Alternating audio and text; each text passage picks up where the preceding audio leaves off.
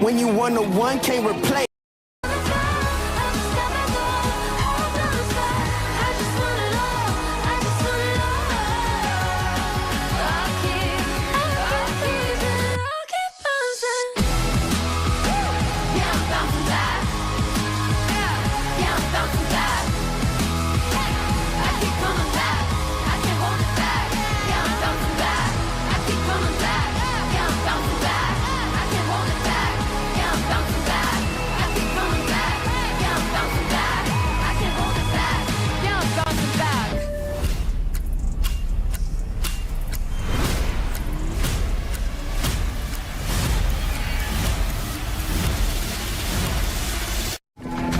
I climb to reach greatness. When you want a one, can't replace it. Can't take the throne, it ain't vacant. So just face it. Can't stop the rain. Can't take my crown. We on our way. The time is now. Can't stop the rain. Can't take my crown. We on our way. The time is now. To rain.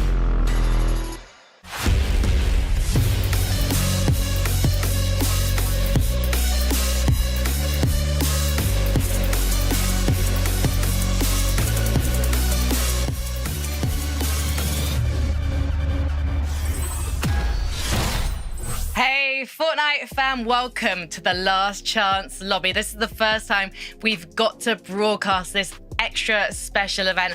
And I say special, it's not going to be for a lot of the teams tonight because only 5 can go through to the grand finals this weekend. I'm Frankie Ward. I'm joined by Levin 2K and Mini Miner. Levin, welcome back to the desk. This is your 3rd role in less than a week. Yeah, I think I'm the first person ever to do all 3 roles in one FNCS. So I'm going to wear that with a badge of honor. But it's a big day today, Frankie, because it's crunch time. It's the Last Chance Lobby. Yeah, Mini Miner, are you feeling sad that we've already lost some big names? I am a bit, yeah. I mean, I'm feeling sad that we've sort of got to this point. I feel like it's so quick. I feel like the season's already gone by so fast. We've got FNCS Grand Finals on the weekend. It's all over for Major 1. So I'm really excited for today, though. These are always some really stat lobbies, really exciting games. So super excited for the Last Chance Lobby. Well, given that we've not broadcast a Last Chance Lobby before, let's walk you through what's going to happen. This is all about Victory Royale. So if you're familiar with the heats, where we have the 5 teams that qualify through getting Victory Royales, getting their golden tickets, they're passed straight through to the finals. That's what's going to happen here. We're cutting the consistency. This is all about cold, hard, #1 spots.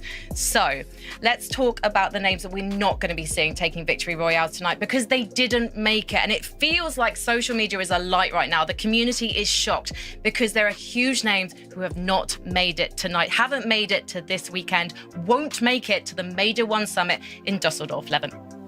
I know we didn't plan this, but we're all wearing black, and it does feel like a funeral of some sorts in EU history, right? Because some of these names are just the biggest legends of our region. You have Tayson, Queasy, Mustache. These are GOAT-level players in EU history. Mr. Savage, Trulex, and Chicho. Look, Queasy and Trulex in particular, 2 players, Mini, who people have said for years are like 2 of the best LAN players in the history of our game. They won't even get a chance to play at the very first mid-season, mid-year LAN that we've had. It is gonna be sad to watch a final without all of those guys playing. But again, it's just, we've been saying it the whole time, Minnie. It's a new era of EU Fortnite. It's shocking, but it almost shouldn't be surprising with how a lot of those teams have sort of been playing this season. But again, like, it's a sort of thing where, yeah, they haven't been playing great this season. They haven't been doing good in the Div Cups, nor in the play-ins and stuff like that, or even the heats, of course. And then it's like, but realistically, these guys you'd expect to do well on this stage. You think, yeah, they'll make it there. They'll get to the Grand Finals. They'll get to the Major 1 Summit. It'll be fine. They'll work it out. They haven't. So it's going to be really, really interesting here, seeing that sort of new blood coming through. Yeah, the duo switcheroos that are going to happen after Major 1 are going to be quite something. I'm definitely going to be glued to Nothing But Fortnite's podcast for that one, Levin. So let's talk about who has made it to the lobby tonight. Let's bring up the lobby list and have a look at some of the duos, because we've already had duos making changes before tonight. Literally some who competed in Heat 3. Vanya Ping, this one for me, it makes sense on paper. These are 2 incredibly experienced players, but they have never played together before, Levin.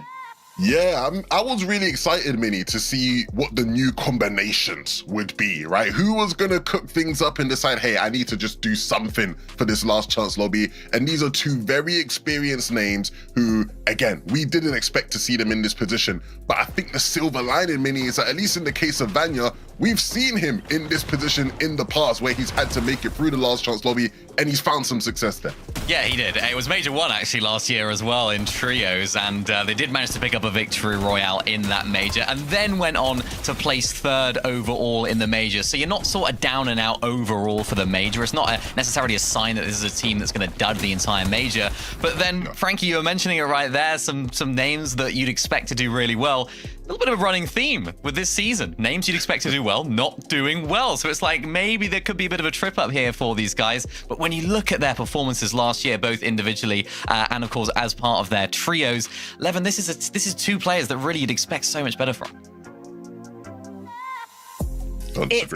It's gonna be so interesting to see what those guys can do tonight if they can get a victory royale. No one can play scared tonight, and I don't think this next duo is gonna play scared because it's got Fredoxy on it. And it's weird to think how this time last year we had Fredoxy not even making it out of the last chance qualifiers with Trippin, his duo tonight, and with Thomas Mini Minor.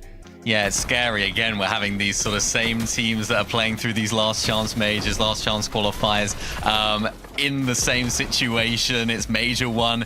And unfortunately for Fredoxy, we just spoke about Vanya having a good experience with it. Unfortunately for Fredoxy, not a great experience, not qualifying through that one, but then went on to have a really great rest of the year when he switched things up. And I think ultimately that's really what we're going to have to angle our thoughts here, Levin, because for Fredoxy and for Trippin, they haven't necessarily been putting up the results that we'd expect from players of this caliber. Yeah, not at all. And look, I have one rule about duos in Fortnite, and that's I don't think you should ever go back to your old duo partner. I think once you've crossed that line and decide let's go our separate ways, you gotta keep it that way. Unfortunately, the hunger, the desperation for people to make it to the last chance lobby has players like Fredoxy and Trippin going, well, look, we've had some success in the past. Let's just try and run it back and find something. And so hopefully, you know, that they prove me wrong and that, you know, you can go back to your old partner and things still work out. Well, there's other extras getting back together left, right and centre because Blacho and Mixon have also decided to get back together. And these guys, I mean, their history dates back to Chapter 3, way back to 2022, Levin. So it's no wonder if they want to qualify with anyone, you might as well go back to what you know. I mean, yeah, it doesn't surprise me again that these two probably have looked at each other and gone, hey man, we used to have some real good times. Like, you know, we used to really make things work with it.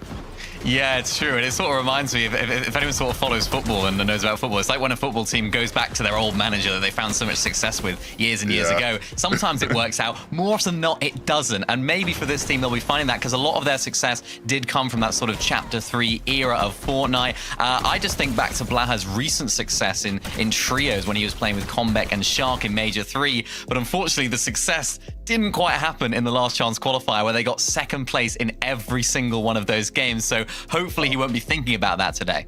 Yeah, I think the biggest thing with these guys that I learned over the course of actually this weekend is when we were commentating Heat 2, there was a point during one of the games where, like, I mentioned how, I miss some of the old duos who used to always be together, players you associate with each other.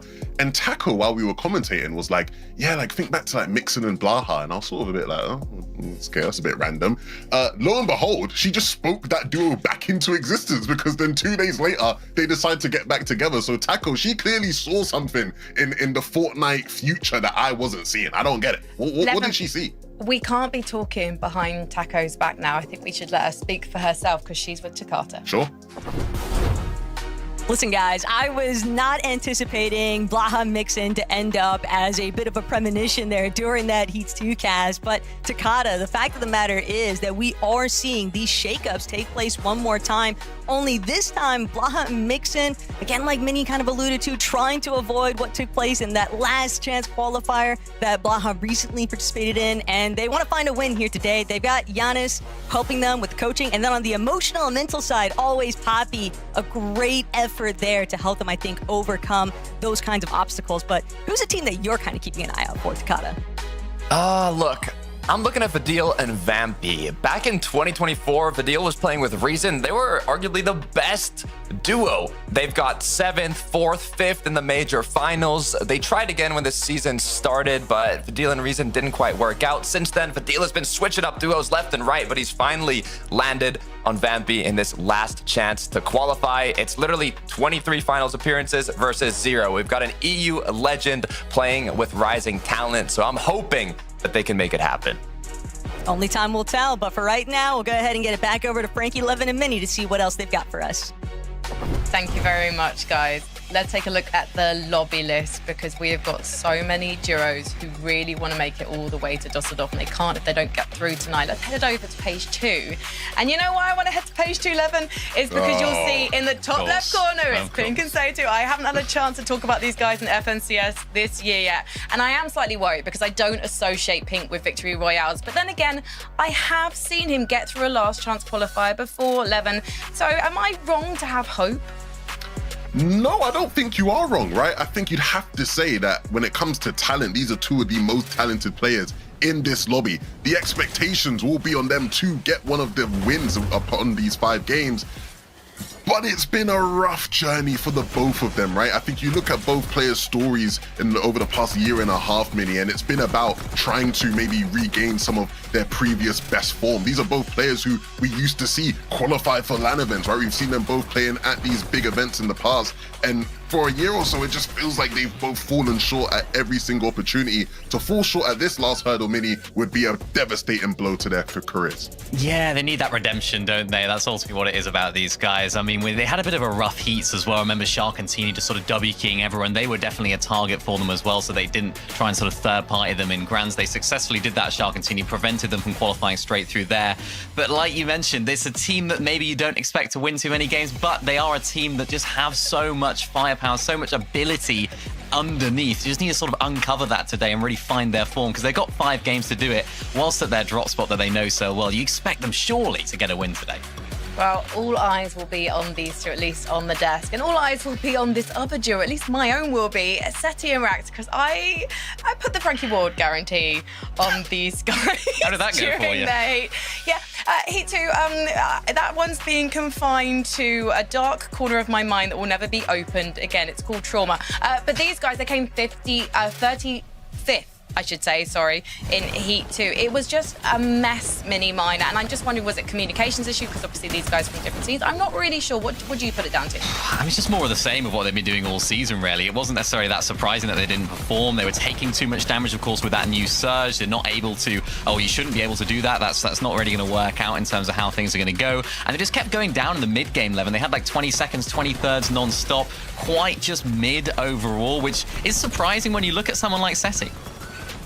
Look, we already have to watch a major final without Mustache, without Queasy, without Trulix and Chicho, without Tayson, without Mr. Savage. If we have to watch a final and add Seti to that list of EU legends who just won't be there, pack it up. I'm done. I'm out of it. Because it's just, it'll be too much for me to handle again. It just feels like all of these guys who we've grown up, loving and watching and seeing them find success here in EU have had their fair share of struggles. I'm starting to get tired of it, It's starting to get a bit emotional for me, really. So it's hard to talk about. I really hope they make it. I haven't been filled with much confidence, but I hope they find a way today. I'd like to just reassure members of the Fortnite family that Levin is contractually obliged to remain part of the broadcast team. He's not allowed to throw a paddy and walk off camera, at least not for the rest of the season. Ship me to NA. We've got another duo we should talk about because they have a few FNCS Grand Finals under their belt. Kind of young German guns who obviously have extra motivation. They want to play in front of their home crowd in Dusseldorf, Levin, but can they make it? Well, yeah. Look, I think in the case of Total, right, we'll run the young gimmick and Cheats. I think as well. Again, there's some experience there. The big thing with these guys, Minnie, that I think is in their favor is that they are going to be sort of landed north of Wonkyland, right, at the mountain split, which we've seen a bunch of teams across different regions have a lot of success with. And on top of that, right, we've actually seen, or at least on social media, it looks like Flixie is going to be coaching them and helping them, right, today. So they have the machine behind them, all the help they could possibly need. They have a bunch of experience as well. you've got to think they've got a good chance of making it happen today. Yeah, let's just hope Flixie doesn't help them qualify to Grands and then they con them when it comes to Grand Finals. That wouldn't be great, would it? But no, you're right. They are getting coached by Flixie today. And I feel like this is a team that sort of is like the almost team, the nearly, the potential team. They've got so much of it. And of course, as you mentioned, Frankie, they have all of that motivation to want to make it to the Major One Summit, but they haven't been putting in those big performances that we know that they can do. Unfortunately for Heats, I think it was game one, Chiefs did have a couple of technical difficulties with his monitor or something. So I saw that on socials as well. So maybe you could put it down to that. And they're going to bring fireworks today. Hopefully for them, we will see them there get a win. You know what, guys? Firstly, they're all young guns. It's Fortnite. But secondly, I think you guys are sleeping on the French. I think you're sleeping on Aster and Podosai. I think they're going to get Victory Royale. And I'm not writing that on a post-it note. I'm not guaranteeing it. I'm just saying what I think so I don't jinx and make all of the French fans unhappy with me. But I think this is an educated guess, Levin. No, go ahead. Go ahead. Yeah, look. Okay. we all came for the Frankie Ward analysis at the end of the day. So take the floor. Take the floor. They actually had a pretty convincing performance in the heats. Only just landed outside of the qualification zone. They have form in last chance qualifiers. They have picked up victory royales before. They picked up 2, I believe, in the opens last night. They perform under pressure and they've got the more experience than a lot of the Duros competing tonight. Mini Minor, I can see that finger of disagreement. Can I just say, Podosai, very experienced player. When's that ever gone wrong in EU this season, pairing an experienced player with a lesser experienced player? I mean, it's never gone wrong, right? So I'm sure they'll qualify. Alayla French. Right, let's head over to Taco and Takata because we're going to be sending someone through to the grand finals after game 1. We get it, Frankie. You love gentlemates, and don't we all? Because at the end of the day, Takata, we know that this first Summit LAN taking place in Dusseldorf, every single one of these teams would love to have their opportunity to try and make it for that top 20 section of the Major 1 Finals leaderboard, and we get to see now who's going to be the first of 5 here in Game 1.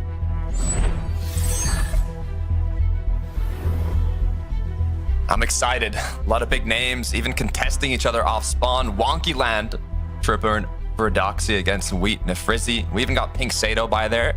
Heat 1, they kind of dipped their toes in the wrong pond, but hopefully this time around, they can make something happen, Taco. Would almost expect it to be a slightly different narrative here today, though, for Pink and Sato, because with Tripper and Verdoxy, Wheat and Frizzy kind of distracting each other, you would imagine that would permit Pink Sato to maybe have a more optimal surge strategy, just because they might just be able to get some free tags inward. But Vanya, Ping, hanging out over by Latte Landing, all smooth sailing for the time being. And it's just about whether or not they're going to be able to try and find some additional damage. Good shots coming out of Vanya already onto Monkey and Sakei, and they are so incredibly low as is, but not willing to overcommit just yet, kind of still taking their time. They might be able to just get these shots completely clean from a distance. Yeah, huge mix-up on the drop there. Change in positions now, though. Down to Battlewood Boulevard. This is a very popular spot. Issue with this is if you don't finish the fights up quickly, the third parties do tend to come through, so hopefully Awaken can make something happen here. And it might be a little bit tough for Artie and Ricky being contested on that south side of Battlewood Boulevard by JSN and Skozer. Things could get complicated, as you already mentioned. Takata, it's Avala and Jake Buka kind of controlling more of that north side position. So for these two teams, just going to really have to check their corners, because at the end of the day, it's not about consistency any longer, right? The desk already kind of highlighted it. You need a win to secure your seat on the battle bus for the Major 1 Grand Finals, and that's the case, is that some teams might just go for high risk, high reward options if they think that it'll net them an opportunity to find that victory royale. Yeah, 5 matches, 5 winners. Podosai and Asai, they got 20th in the last heat. Best placement was 3rd. So they're able to make those end games, but they're going to be a bit more difficult playing for the win here when everybody knows it's the only way to get that golden ticket to the Major Finals.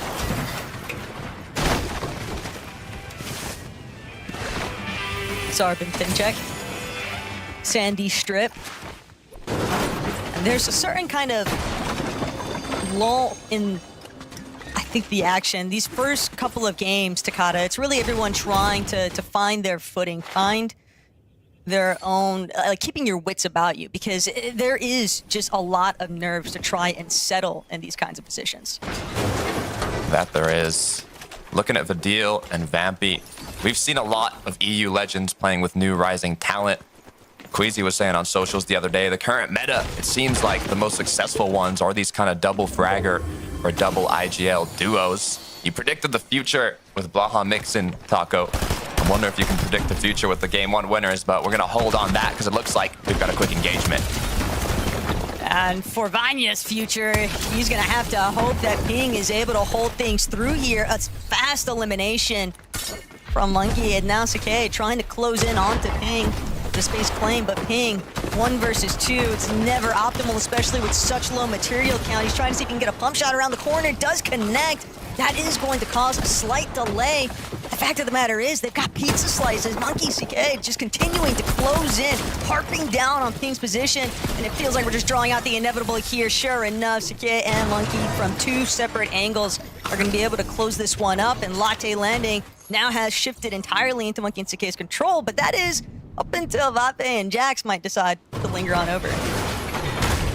I'm trying to think to myself how this ended up happening. I mean, Vanya walks, superior drop, early tags off the drop, and somehow CK and REX still ended up closing that engagement. Issue is now they've got teams all in the surroundings holding them. Good news is they do have a super pad that they could potentially use to rotate in later.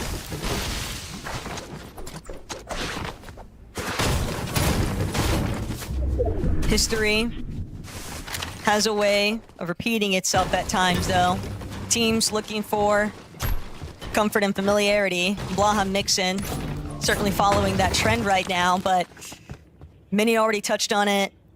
3 second places for Blaha in the last chance qualifier during trios.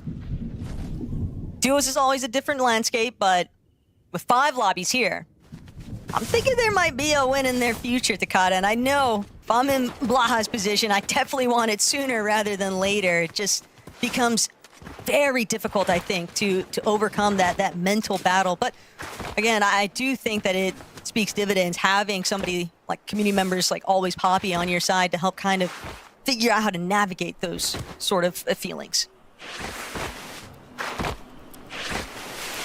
Taking a look back at Battlewood Boulevard. Trying to see if this engagement turned into a disengagement and no one actually ended up going through with it. But for 9 and Moneymaker, this is an interesting one. I remember Moneymaker being one of the talk of the town. Very quick to rise up.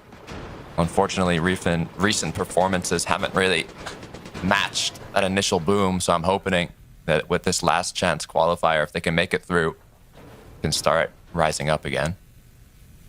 Been a decent amount of rumblings too from Fortnite streets on the EU side, Takada. A lot of people maybe having expectations of F9 and Moneymaker punching their ticket through this last chance qualifier into the Major 1 Grand Finals, but Wonkyland certainly going to start delivering in action soon enough here.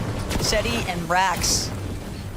And one thing that has kind of haunted this team, especially Takada, is just micromanaging that net surge position. It haunted them all throughout their heats qualifiers. And so here today, what would you maybe expect to see them do differently to try and overcome those battles? The thing with last chance matches is you can't play shambles. You have to win the match. You can't scrape your way through in terms of consistency. And I mean, Seti Kami back in the day, they were all about that consistency. Now it's all about that win. So I'm looking to see them play more confidently and set themselves up more for success in those end games, despite there being more risk to it. It'll be interesting to see how they maintain as the match continues to progress. Harko and Kire trying to make sure that they've got enough space claimed to keep sort of pushing some of these other duos out, but you never want to find yourself sandwiched in the center. What's looking to be 4 other teams potentially dogpiling the position there. Blaha Mixin, one of them. But Zarvin Finchek, a duo, choosing to commit a little bit more time inside of the storm. Fair enough. They've got plenty of heals to work with. Yeah, it's interesting though, because from the change from last season, this chapter, to this season, there has been less storm play. There's less mobility. Now there are some drop spots that can allow you to kind of play a bit more in the storm if you can use the POI to rotate yourself through. But another thing is just net surge, Taco. Aggression in general, it's a lot more risky. Even if you have that confidence, it just might not be worth it sometimes. It seems like both of those teams with Vidil, Vampy, and the likes, they're just kind of waiting for some late party stragglers, see if they can continue just building up on their own net surge to try and prevent any sort of those endgame woes that we've seen time and time again really be the #1 limiting factor in terms of how far a team is actually able to go. Because if you find yourself underneath that threshold, you just experience so much desperation, and it's just so obvious to the rest of the lobby too. You also miss out on so many rotational opportunities because you're having to prioritize just getting your shots in. And then those teams that you were just shooting at, if they rotate before you and you weren't able to knock or eliminate them, they just look back and immediately return the favor. So a lot of implications, I think, from teams that just miss out during these early to mid-game moments of finding those tags along the way. And it's crucial to set yourself up in those later moments. I mean, with this net surge and less mobility, the dead side is much more prominent than we've seen previously. So if you can set yourself up for success in those end games, it can really pay off, especially if you get a couple lucky zones, but always got to mitigate the risk in Fortnite. 3 pizzas, though, for Hallie and Lusha as a duo. Keep Blowberry and Miss Grenades. They won't have any problems for the foreseeable future figuring out if they want to play for more of a dead side position with that amount of heals. Takata, obviously you want to reserve as many as possible, but also seems like they're trying to potentially keep other duos at bay, rotating nearby. But Seti, Oh no. hate to see it. Disaster has seemingly struck, though. Fairly low on the material counts too, especially when you factor in that he might have to tackle the endeavor of dealing with Hugo, and Jux is just behind him. But it just makes it so difficult for Seti playing as a solo. How confident are you with Seti and Rax this season? I mean, we've seen EU legends qualify to the major finals with new talent. We have Thomas and Focus. There's a lot of big ones that have made it through. Do you think Seti and Rax are one that's capable of making it happen? If I'm basing it off of this season's results, then realistically, I think it becomes very difficult to want to include them in a 5-winner lobby type of format. But the hard side of EU is knowing just how many historic members have already missed out, and Seti will unfortunately have to take his chances in lobby 2 and onwards. Juxes and Hugo, a little bit more of a lurk opportunity there. They're just able to cut Seti off, but yeah, Takata, it's just difficult. You don't want to see EU legends miss out, because that's just who you've always grown and loved to see in these types of tournaments. But it is a new era that has clearly begun to surface and break through. Really is. I'm super curious to what it's going to look like in the major finals. We saw how it affected Levin earlier. All these legends not making it. We looked at the list of the big names that haven't qualified. It looks like it was a major finals list. I mean, global champions, 2 of them coming into this season didn't qualify. It's looking tough for EU, but I don't mind seeing rising talent, Taco. Good to see. Artie and Ricky just trying to push back Big 4. Only 94 above, though, so makes total sense why they're trying to take small opportunities wherever they might pull themselves into view. There's Buka and NXC. On the other hand, also another duo kind of struggling with that surge threshold. Good news for them. Zone's pilled quite close. So if they're able to get a bit of tags here, they can hopefully set themselves up. Pink and Sato, though. This is a duo that I think a lot of fans in EU are also kind of hoping to see break through here today.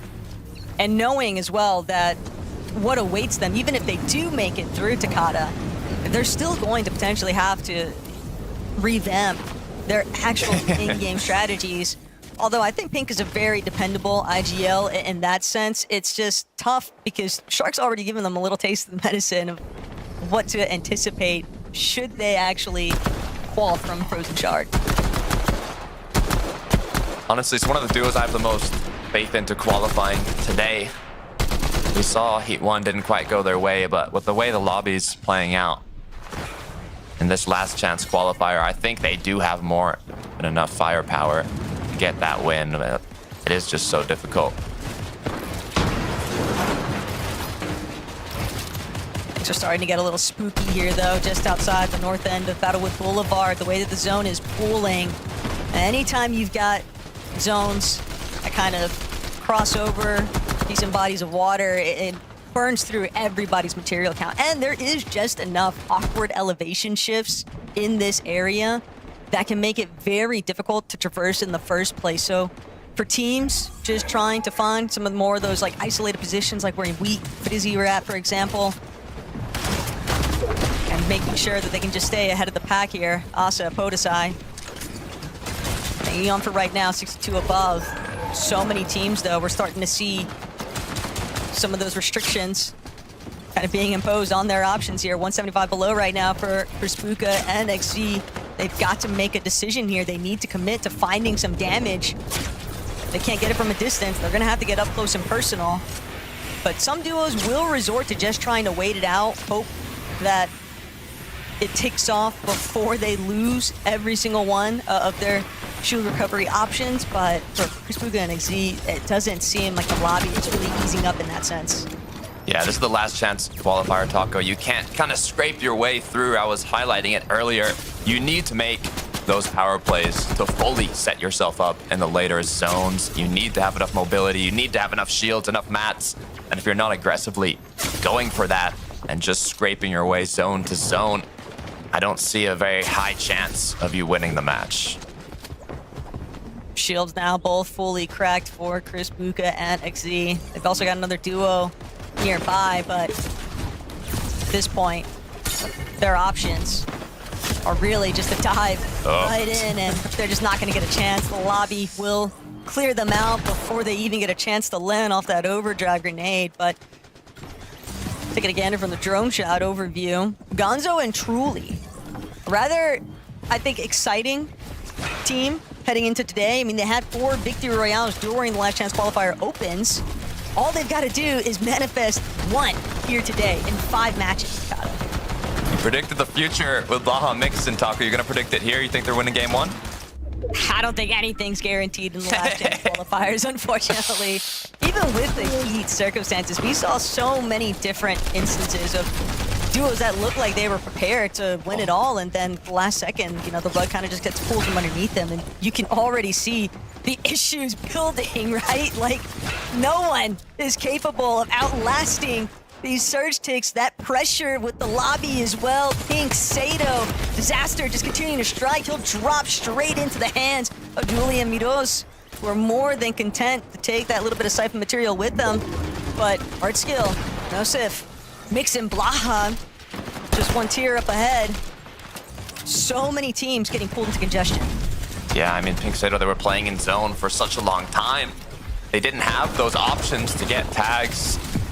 Blaha Mixon, on the other hand, well above 324. Great opportunity now to focus more on positioning instead of those tags. Set themselves up for this potential tough zone as you see it starting to pull up this hill. Doing a great job right now, though, at elevating. They've already managed to tackle front side. It's only Kilba and Govao that stand to pose any sort of threat for them. They're just looking back, spraying, controlling, preventing anyone from challenging them off secondary height. But we've already seen just how vicious this meta can be with the flow rate miss grenades and overdrive grenade combination. But Podesai's options very limited. Only 1 overdrive grenade. Moneymaker and F9 still trying to make it happen. Slightly lower set on this hill face, but still able to control a decent amount of space here. Just waiting for the opportunity to really open up for a big pre-fire edit, or potentially even drop somebody into their box that runs overhead. You never know what's coming next. Free edits are going to be your friend in this last chance. You need to to get those refreshes quickly, and POTUS ISI know that, Taco. But the issue is, the connections, the big pumps, it's right onto his teammate. POTUS ISI's left alone. Even with this Chug Jug, fear he is only delaying the inevitable right now, Takada. He's just so hurt. 287 below, just trying to use the remnants of the Chug Jug to heal things out for a couple moments longer. He has to find an immediate shot, and he has to get it now. He doesn't have any time to even think. Zarb just ahead of him, but he can't break through the box just yet. Zarb's gonna get a move out forward. 246 below still. POTUS ISI scrambling, siphoning off somebody else's Flowberry Mist Grenade, but will manage to elevate himself one layer up. Surge has ticked off for the time being, but he's got so many healthy players surrounding him. He's gonna need a lot of help to make it through. Such a long way to go. He's positioned himself in the clouds. He's connecting the shots needed to put him above the surge. But the issue is, Taco, he's ran out of shields. He's running low on mats. All he's got is wood. He's crouched rocking above. And if one duo looks at him, I think they're going to take that chance to take the fight.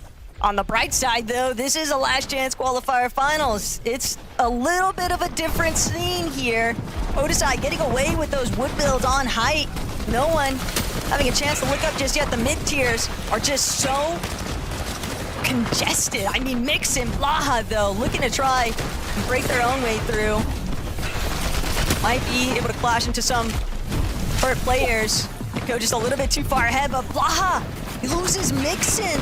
The conversion not necessarily worth it here for that elimination. He'll be forced to use his pizza a little bit early. He can still out-heal some bits of the storm, but POTUS ISI, he is still scrambling forward, banking on himself.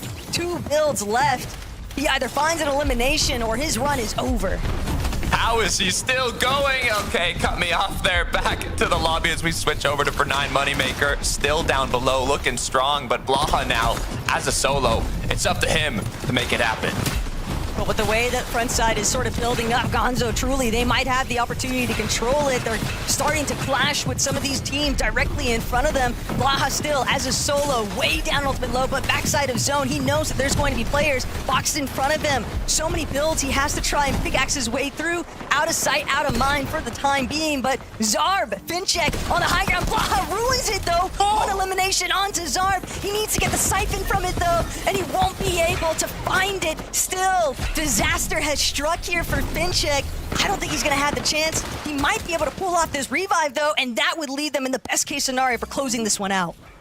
Looks like he's going for it. I hope they have some heals to get back into the storm. It's the perfect chance for a player down below to go for that high ground retake now. Looking like Gonzo is trying to make something happen. Shots coming from above, but he falls all the way down. It's Vexy in the clouds, connecting shot after shot. He picks up Zarb. Vexy and SnozQ saw their opportunity to strike, and what a time. But now everyone with the same sort of mentality. Height just keeps playing switcheroo all day long. Lucia and Howley are now going to be the ones claiming overhead, but they'll be forced to drop.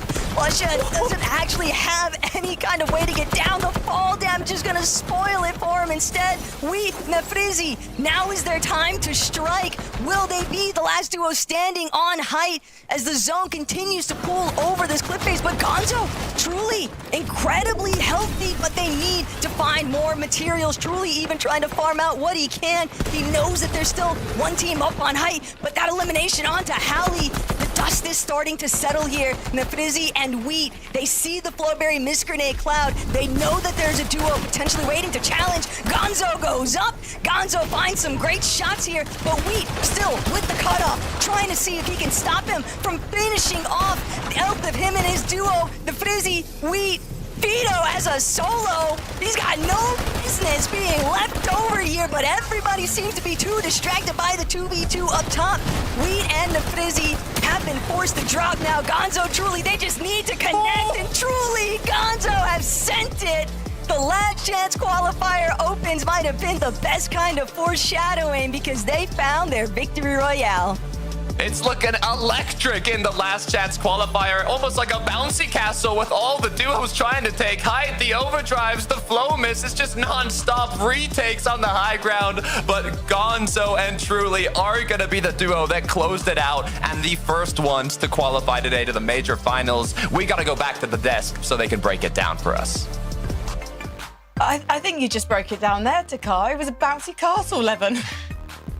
I mean, the real interesting thing for me when it came to Truly and the Last Chance lobby was he obviously has been playing with Zynox and they've been really impressive. And when they stumbled in the heat and decided to split, I think there were a lot of question marks, right? It's like, back yourself, believe in yourself. You guys have looked good. He decided to play with Gonzo, a player who many have been very impressed with when he was playing with Pradaj for a lot of the first season of this year. And to see them come through in this lobby and have that type of win fills me with confidence for the future of this team this weekend. This isn't just a team to me who's just gonna, sneak into the finals and that's it. They really can upset and surprise some people because all the talent's there. Yeah, you're absolutely right. I think a lot of people were kind of looking forward to seeing what Truly and Zynox were going to do in those heats. And lots of eyes were on them as sort of like an upcoming team. I think they made every single divisional cup, right? So it was one of those where it's like, yeah, they kind of fell a little bit short, but surely they'll come back. And now it's really nice to see Truly actually picking up and continuing that, because I feel like it can be so easy to lose a lot of that momentum if you are to switch up your teammate. The way they went about this win, though, was really, really nice. They took height at a good moment. I think they got a little bit fortunate. I think it was Lucia that went down to full damage somehow. I don't know what happened there. We'll see. Well, I'm sure we'll see that in a sec. But yeah, the way they held it was perfect. And it was a really weird endgame because it felt like nobody was on height up until that sort of 11th, 12th zone transition. And then everyone decided to go for it at once. So very entertaining and very happy for those guys.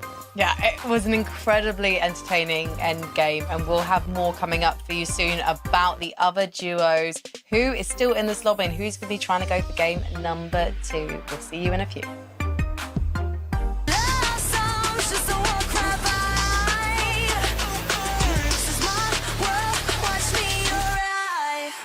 Watch me arrive. Watch me arrive.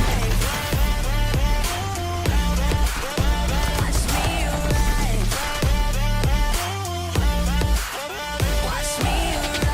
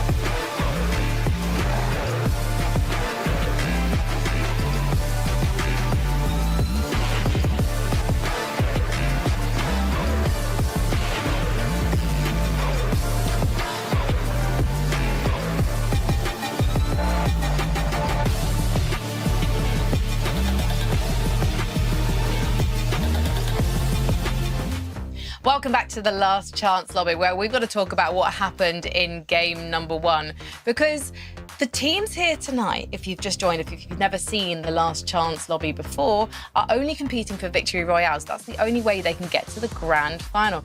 Levin, your nodding is truly on point tonight. So we're seeing a different way of playing the game compared to the heats, because no one is trying to compete for consistency here. No one is playing it safe. And to be honest, Levin, I'm loving it. Yeah, it was a weird first game though, because I think when you describe it how you described it, Frankie, what you expect to see is just the non-stop height takes. And we got there, right? We got there eventually. But as far as like establishing early height, there was none of it, right? We had the weakest height hold of all time in Fortnite history in Podesai, who was single ramping with wood builds and just nothing else, like as literally building height with twigs. And then, you know, again, people just were like on second height, but they weren't really looking up. It was only until Mini, like you said, it was like the 11th to 12th zone transition where then everyone was like, okay, we need to win the game, send it up on height. And so it's going to be interesting to see if the games stay like that, right? Are people just like, nah, we have nothing to do, you know, as far as holding height earlier on. Like, let's just save everything we have until as late as possible. Yeah, there's just no point really holding it early on because you're not playing for those placement points. We saw so much success for teams in the heats that actually managed to find those refreshes and then go for height at the end of the game. That's the teams that ended up winning the game. So like when that's all that matters, it's like save those materials, save those resources, save those flow berries and those shockwave grenades or the overdrive grenades to then go for height later on. And everyone decided to make that decision at the same time. So that's going to be the key point to look out for in today's games is at that point, who's going for it, who's finding success and who's not going down to full damage. I have never wanted to do a post-game interview with a Fortnite player so bad as wanting to talk to Podesai and what was going through his mind in that moment. But let's talk about Blaha and Mixer. They managed to make it to 13th, so obviously not within clutching distance of getting the actual victory royale, which is what they need tonight. But it wasn't a bad start, Mini Miner. Yeah, not too bad. I mean, we expect to see these guys in the end games. We expect to see them making it consistently. That's sort of part of their strategy in the more traditional formats when you do get the consistency. But I think it was Blaha at the end who was a solo. Did go for height as well at a moment here, Levin, but doesn't quite find too much success with it. But made a good effort. I mean, yeah, I think Finchek and Zab will be frustrated with his effort, right? Because it really just ruined their chances in that game.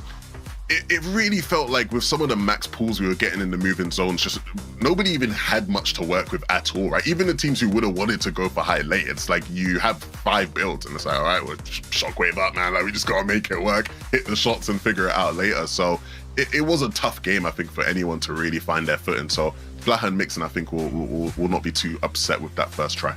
I think Howdy and Lucia will probably be a little bit upset because Lucia, he was eliminated by full damage. Yeah. It was so close to these guys.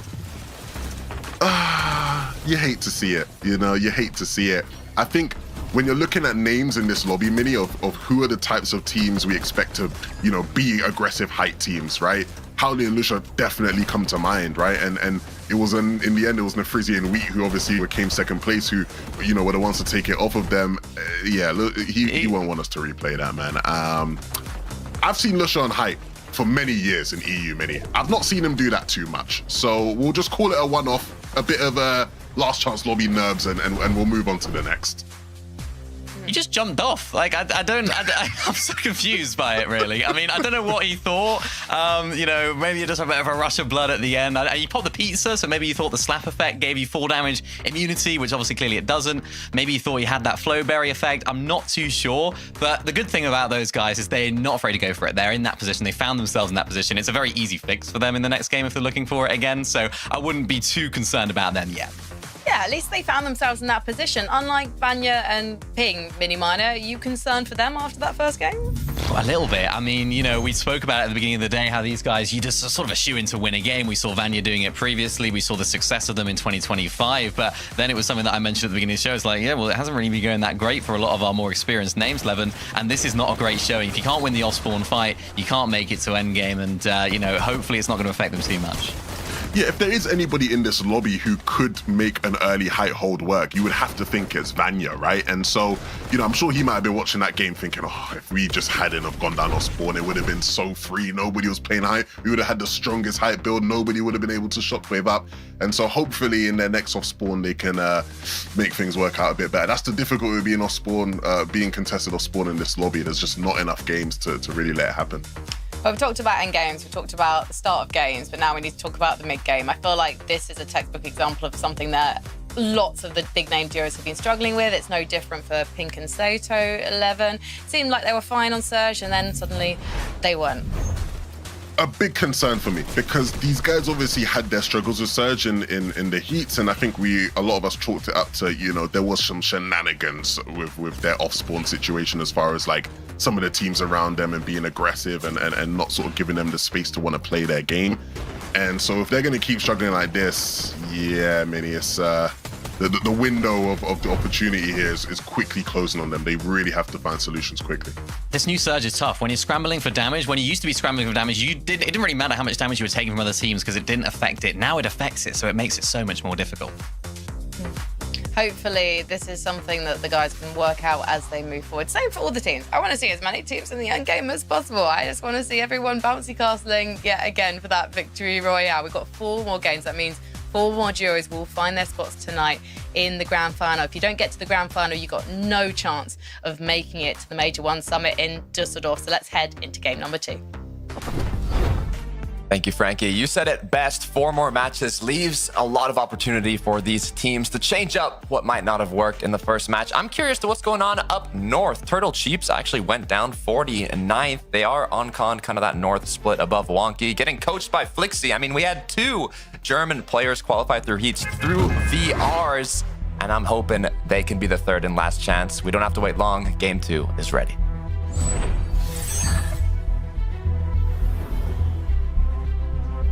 It's tough, right, Takata? I mean, you've got a strategy, you've done your off-spawn practice, you've done the homework necessary to try and gauge what's going to be my recipe for success here, but the game just doesn't always play out the way that you envisioned. And so for some of these duos, they're just looking to remedy some of those first game woes. For REX and Sakei, it starts with an immediate challenge against Vanya and Ping. The outright 50-50, but it looks like Ping was quicker on the punch. Vanya, though, not going to be able to find those closing shots just yet. Incredibly low. Assault rifle versus what I believe is a pistol there for Vanya, but he's not going to be able to pull through. He does eventually get knocked. Now it's up to Ping, and he's just not going to have enough gas left in the tank here. Another wipeout off spawn in Latte, and it seems like REX and Sakei are really starting to build some momentum here. A tragic start. The good news is you don't need points, you need wins. So another duo that I'd love to see do it is Tripper and Fredoxy. Hasn't quite lived up to the expectations coming from the performance in 2025 trios, Fredoxy being one of the leading trios. The issue is now, you know, I don't know, there's a lot of memes going online on socials. I'm hoping that Fredoxy can qualify and show us what he's truly capable of. Look, all I'm going to say on that, Takata, is Tripper was low-key flying in yesterday's Last Chance Qualifier Opens. If you can just bring forth some of that energy here today, you never know. Even with them being off-spawn contested by Wheaton to Frizzy, stuff can always find a way to go your way if you make it so. A lot of action, though. Wheaton to Frizzy dealing with setting racks at Humble Hills.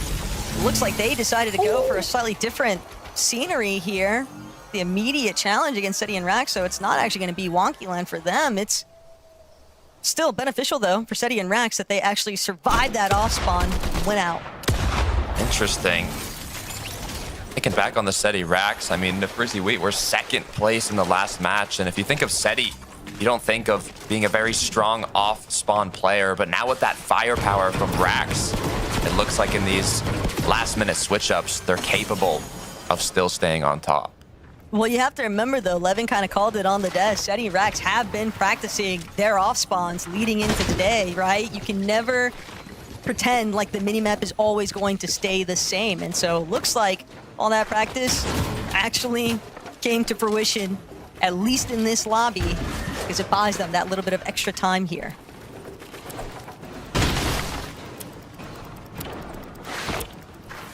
You can tell the pressure is on here. It is that last chance to make something happen. Being contested makes it much more difficult. As we go back to Squibbly Shores, going through the strategies, kind of infinite fishing hole here. Get as many heals as possible, make it to the end game, but for Hugo, he will get the knock. That's a little bit too chaotic there from Adapted. Thought because he had the opening shots that it would actually go in his favor, but it is still difficult anytime you jump into another player's box. But Squibbly Shores is still not fully cleaned out. Zion and Tricks now lurking nearby, crouching all the way up. I mean, they're bound to have heard every single one of those audio cues. They know exactly where that little skirmish was taking place, and they want to see. Maybe this duo was a little bit too injured. Maybe they haven't had a chance to fully fish out and actually heal things back up here. But Hugo, Jux is there, fully aware. They're not taking any sort of chances. They're making sure they stay closely knit to each other, just to play supportive measures wherever needed. Making sure to stay careful regarding potential third parties too. Keeping the elevation, making sure you have a good vision as the double edit comes through, but you don't want to open it up into the 1v2. As from this, all I see are kind of back and forth. I don't know if we're going to see a full commit here. What we are going to see is another duo start to kind of roll on by Squibbly Shores. Anytime you start to make a lot of commotion, you have to anticipate that you're going to start drawing other team's attention. And with the way that Zydon and Trix are just a little bit split enough for a third party, the third party to the third party, essentially intervene. You've always got to watch your steps, but it does seem like they are also fully aware of the fact that this one's just going to have to fizzle out. Take it back to last game with Pink and Sato. They stayed a long time inside the storm. They kind of had their base, made the Flowberry overdrive rotate very late. It caused them to get to zone without taking a lot of damage, but at the same time, it doesn't seem they could do enough either, as Storm Surge was truly what caused them to kind of go into shambles in those last moments and end up getting eliminated before the late game. So I'm hoping that we see a switch up here. And part of that problem is just the fact that even though they've got this mountainside control, without that off spawn actually taking place in lobby 1 or 2, Pink Sato, they're kind of left to figure out other means for how they want to actually build up that net surge. Hopefully they're able to avoid having the same issues from game 1, but it's always going to be difficult because every single one of these teams, you have to remember, they know it's all about just finding the victory royale. The Fortnite competitive is also all about adapting as quickly as possible, and in these last chance lobbies, even the heats lobbies, when players are qualifying through and no longer dropping, it can change up some of your strategies. Tripper scaring me a little here without any shield, but looks like they'll make it in. Nice tags there from Prodoxy. This duo kind of just highlighting some of the rotational power behind the wonky land wheel. Would expect that that's the reason why we saw them so high up momentarily, and now this hillside control outside of Squibbly Shores. Fred really just doing what he can to scope out the area, make sure that if they are going to opt to try and play for more dead side rotations, if there are teams looking to avoid them, get away from them, Snozky and Vexy seems to be who they might have originally been tailing in the first place. 3-2-1 is all that it takes here. Alongside the shots being connected, we'll see if Tripper and Fred can make it happen. Couple tags, nothing enough to actually fully commit to the aggression. I mean, there's a lot more pros now to playing these kind of dead sides, not only when they're more prominent, but with the net surge. I mean, before, when you make these rotates, you're losing a lot of opportunities to get those tags, but now it also means you're not getting tagged as much, hopefully, and even conserving materials on top of that. So I'm excited to see how this plays out once they actually do end up making it into the zone.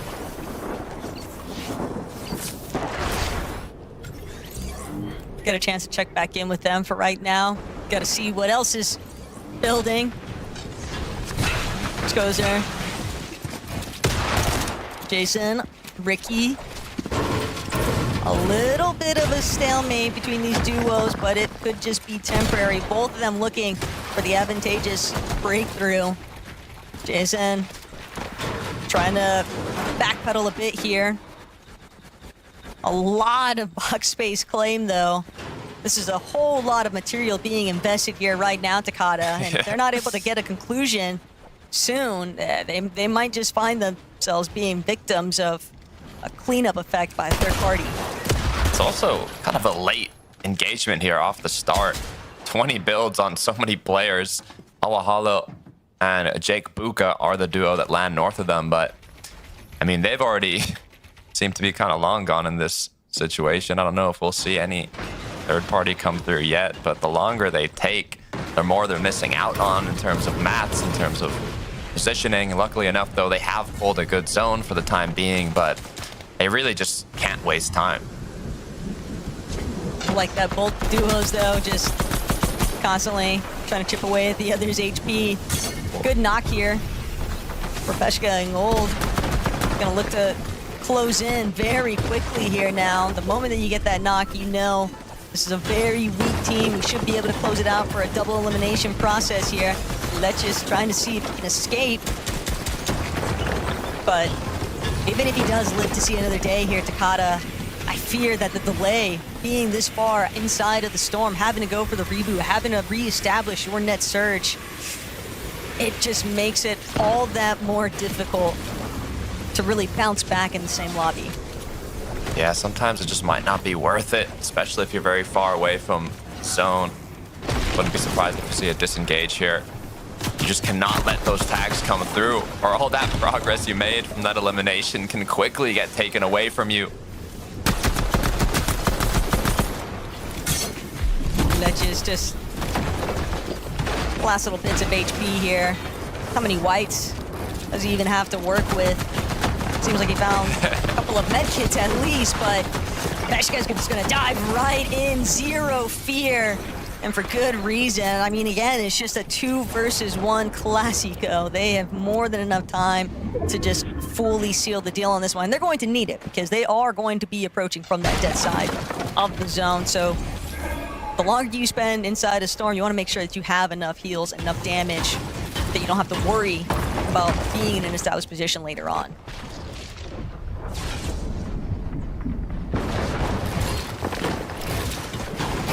Fourth zone now.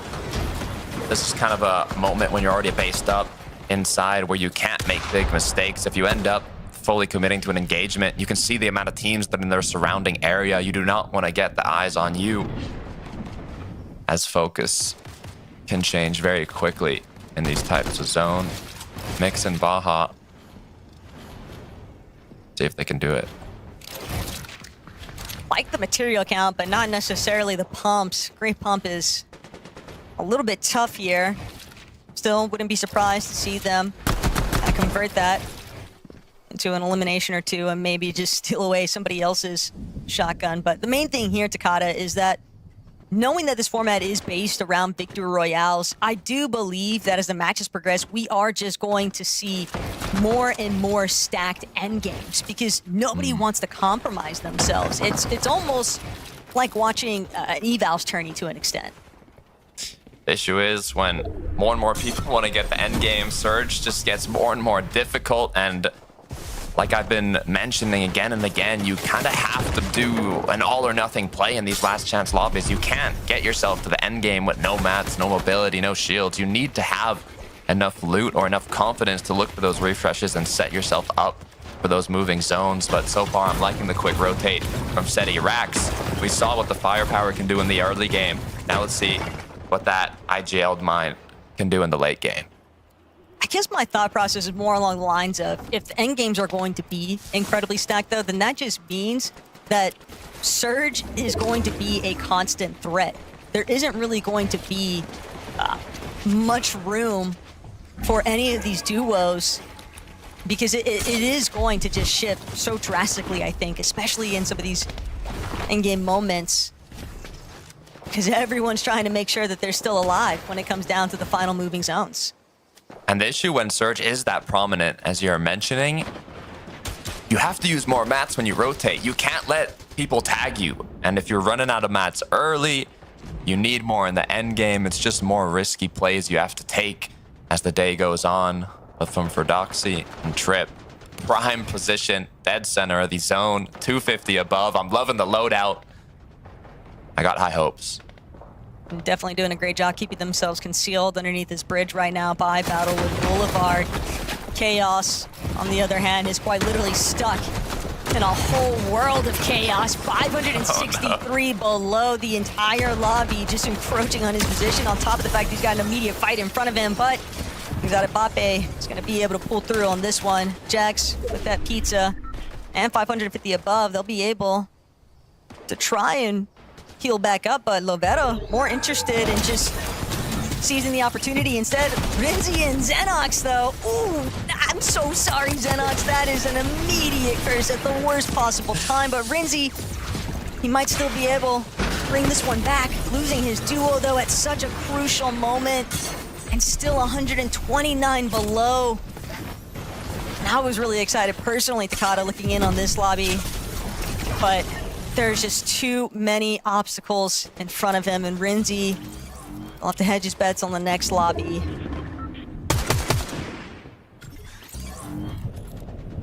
Curious to where this zone's pulling. It's not looking as much as a change in elevation as the previous one. It's going to push east side of Battlewood. All these players now that have already been boxed up on this zone pull going to have the freedom to rain down shots on all the duos that have to rotate in as that storm surge is ticking. It's the prime position to get those tags if you need them. And we saw how volatile height control was in game one, but we also saw a brief instance, you know, where Podesai was actually able to slide through unnoticed. So it is obvious that there are definitely a lot of distraction factors whenever we start pulling away into these endgame moments. What's interesting is the most height retakes did happen at that final moving zone. I mean, Podesai was just kind of snaking up in the earlier movings, but once the players realized this is the time we have to take it, all at once, everyone started going. Right when they saw the aggression come through, when the battle for height begun, they said, it's my chance to third party it, fourth party it, fifth party it. Everybody wants a piece of it. Seti and Rax, a little bit of trouble there on the rotate. They started making their way forward off the overdrive grenades, but Seti brought down with a lot of his HP, so he'll have to take a moment to recuperate the damage done. Chiefs and Turtle, though, this is quite the journey for them from that far northern position of the map over by Storm Station, now trying to head deep southeast, and it is definitely taking its toll. 19 below still on surge. Chiefs trying to see if he can get some shots in, but it is a very healthy Tripper and Fordoxy, and he might have just exposed himself to the fact that he is a solo player. Fred, Tripper, and fortunately for Chiefs, a little bit more preoccupied with just trying to maintain strong positioning, so they'll let it go for the time being, but this is a rough spot for Chiefs to be in. Good news is I do see a lot of builds, a lot of potential environmental coverage to the zone, so I do think he should maybe be able to sneak his way through. It is going to be difficult, though. Hey, no better outcome, though, than finding practically max materials inside the storm. Even the Jug buying him a little bit of time. Gonna let the lobby try to thin itself out, and then he'll make a play backside his zone. But Lucia just trying to make amends for what happened in lobby number one, but he'll have to do it by himself.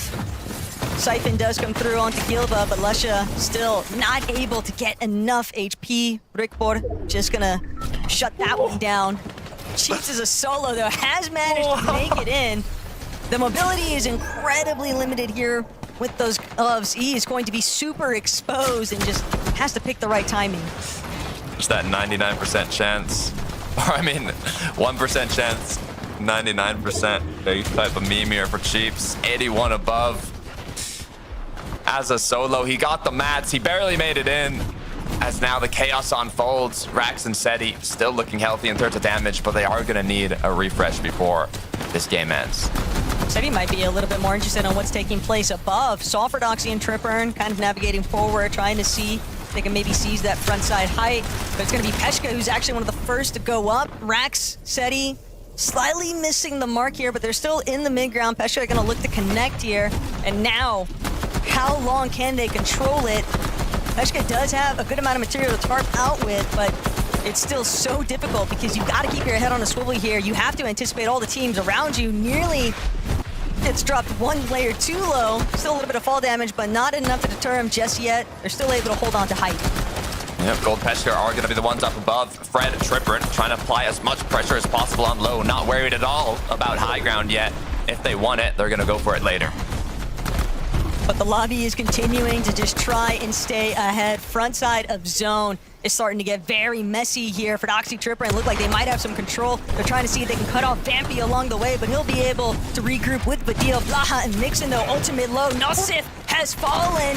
Great shot there, gonna connect from Blaha, and he's still so concealed. No one's even realizing getting these pot shots off onto Tripper. And for Doxy, they'll elevate one more tier up from ultimate low. But Rax, Seti, just lurking in the background, waiting to see if they can seize the opportunity here. Pink and Sato have actually overthrown height. Issue is low on mats. 2 builds on Pink. He's about to run out. It's all wood. He's looking like Podesai in game 1. They need to find a refresh. Sato's down below, hunting for any scraps he can find, but the chop comes through. Sato's now up above with just 7 builds left. They need something. Secondary height, though, seems to be rather easy for Rex and Seti. They're going to look back now, try to see if they can pick off Asa. But for Doxy Tripper, they've actually started pushing forward. And that's going to be just one more elimination to add to the count. They're trying to clear out this lobby themselves, but Rex, Seti, they strike and shut down the Danish dreams here. Seti and Rex, there's been a lot of doubt surrounding them, and they're now looking to see if they can overcome all of it. Tripper as a solo left in the most difficult kind of position. He's going to try to send it towards Hype of Fanina and Moneymaker. They'll have no sense about it, easily taking him out of the picture. I'm sure more retakes are going to come through shortly. Moneymaker, though, knows he's going back to get that last bit of loot. Fadil is now left as a solo. Asa, second height. Which is going to be the team that goes for it? Oh my gosh. Asa's just by himself right now. Podesai finally going to be able to join, but they're both sent hacking. 2 different players from both of these teams, but it's going to be Podesai who gets knocked first, and F9 will land safely next to Moneymaker. They're just going to continue tarping overhead. Asa forced to try and play this one out all by his lonesome, and Moneymaker's reign right now on the high ground. It doesn't look like anyone else is going to have a real opportunity to try and challenge this because the lower layers have just been eating themselves alive right now, Takata. Vadil with 6. He's hungry for more. We do have a full duo still up and running. They need to make something happen here. They have the numbers advantage. CK down below as well, making sure to stay ahead. Moneymaker for 9. It looks like height is all theirs. All that's on their mind now is how are they going to be able to close this out? The engagement's going to come through down below. The moment to strike might be here. But Deal needed that refresh. The material count now actually heavily in his favor. CK, RDX, they also managed to find a refresh of materials, but it's just CK. RDX has been taken out. He's trying to do what he can to try and push back, but Deal with the overdrive grenade is going to choose to use them on the high ground team.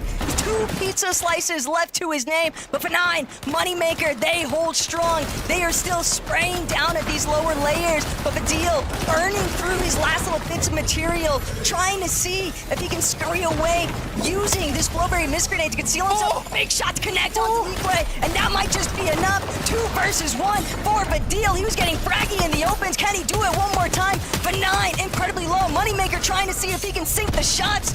Germany's hopes all on Badil. He's turning it around. He's the one inside his zone. Nobody's got material. Badil needs the shots, but Moneymaker is able to close it out. Just can't shoot everywhere at once. Moneymaker and F9, welcome to the Major 1 Grand Finals.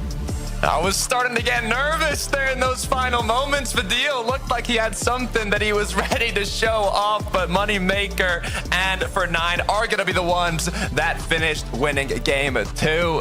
Frankie, Levin, Minnie, what do you got to say? I'm still slightly speechless. I genuinely thought that Vadil might take that one. And I even whispered, unfortunately, into the ears of the casters, I'm so sorry. I was like, oh my goodness. I thought he was going to do it, but I'm babbling because we should be saying congratulations to F9 and Moneymaker. A huge victory royale, looking solid when they were managing to take high and looking like there'll be a solid duo in the grand finals, Minnie. Yeah, really excited for these guys. Really excited for those 1,000 Moneymaker fans out there. Of course, very popular name amongst the EU region. And super excited for these guys because, again, they sort of fall under that category of a team that have got back together. They've sort of been around the block together for so long. And I think I want to give a big highlight and big props here to F9, who actually held down the height here 11 really well. Whilst Podosai was sort of coming on up, and Moneymaker was going into the Storm to try and get that huge refresh that ultimately won them the game. F9 held really strong there. And I think that, combined with the refresh that Moneymaker was able to get, definitely won them this game. Yeah, look, if you teleport back to 2 years ago when we had duos as the main mode back then, F9 and Moneymaker were always a duo who you could always sort of bank on winning a game in eval cups, right? That was always their format where they shined, and people were always like, why doesn't it translate enough to FNCS? It just feels like when it comes to these two, a win in your in format is always going to be the thing that favors them. So it's good to see them pick up the win there. It'll be interesting to see whether or not they can translate this type of performance into the final. But all in all, a great day for any Moneymaker and Iron fan. Yeah, I'm sure there are plenty of fans out there. I'm so excited to see who else is going to be taking victory royales today, guys. Mini Minor, do you feel like the end games have shifted shape since the heats? Yeah, they definitely have. We sort of talked about it a little bit after the first game as well, how things have changed in terms of height. Height takes a lot later. In this particular game, it did seem like teams were trying to hold it a little bit earlier on. We saw Pink and Sato trying to hold it a little bit earlier on, but they ultimately run out of steam right there when they're trying to go for the refresh. So definitely things are shifting a little bit. Maybe we'll see a bit more frenziness in the later stage of the games, but very entertaining nevertheless. Well, we've got 3 more entertaining games coming your way, so we'll take a short break and we'll be right back.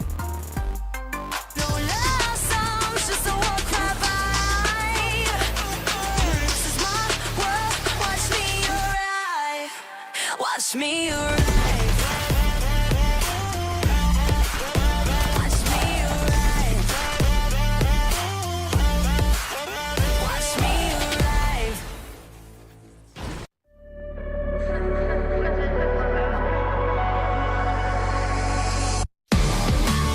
Yeah. I'm bouncing back now. Yeah. I can't hold it back. Yeah, I'm bouncing back. These mountains, I'll tow 'em. Those pebbles, I'll roll 'em. No bridges, I'm claiming peaks while you're plateauing. I flag for my city, not really, just kidding. 90 tags they taking from me. This one right here is only for me. My power's so raw, you're living it. I bet you bet on my odds. If I had to fly, start to dissolve the minute I got on my bed. Don't need 2 cents or your consent to give it 100%. Cause I'm a beast to lower your head. I rise, I set. Say you want it all, if you want it all. Make a move, don't stop and wonder. Gotta take it out, cause I want it all. Don't stumble, I'll keep bouncing back. Take a step, cause I've been bouncing back. Yeah, I'm bouncing back. Yeah, I'm bouncing back. I keep coming back. I can't hold it back. Yeah, I'm bouncing back. It's just a mission. I do them in my sleep, no commission. I like a side quest, love opposition. With surgical precision, they make losing their tradition. Yeah, they talk, but what they say to me, I'm chewing it all, sitting my jaw, the way that it hurts you to think. I'm building a wall, 90s tall between you and me. I'm out of space, you're out of peace. It's a different game when I'm out of league. Say you want it all, if you want it all. Make a move, don't stop and wonder. Gotta take it out, cause I want it all. Don't stumble, I'll keep bouncing back. Take your cap, take a step, cause I've been back. Oh, just like that. I beat you in, crank up back to back. Oh, just like that. I see a dub in my future stats. Oh, I know a place you can go. The doghouse outside my massive abode. It's lovely, it's cushy, and sometimes it's cold. And watch me get this gold. Own it all. I'll bounce back. I just want it all. I'll bounce back. Said you want it all, but you want it all. Said you want it all. I'll bounce back. Said you want it all, but you want it all. I can have it all. If you knock me down, I'll move for the fall.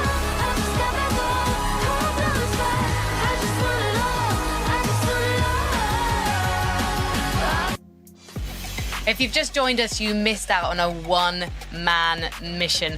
We saw what could have been one of the best clutches in FNCS history as Verdeel stormed up the end game with a whopping 10 eliminations, clutching second, but unfortunately, second place does not count here. This is the last chance lobby, and if you're not winning a victory royale, Levin, you were not going to the grand finals.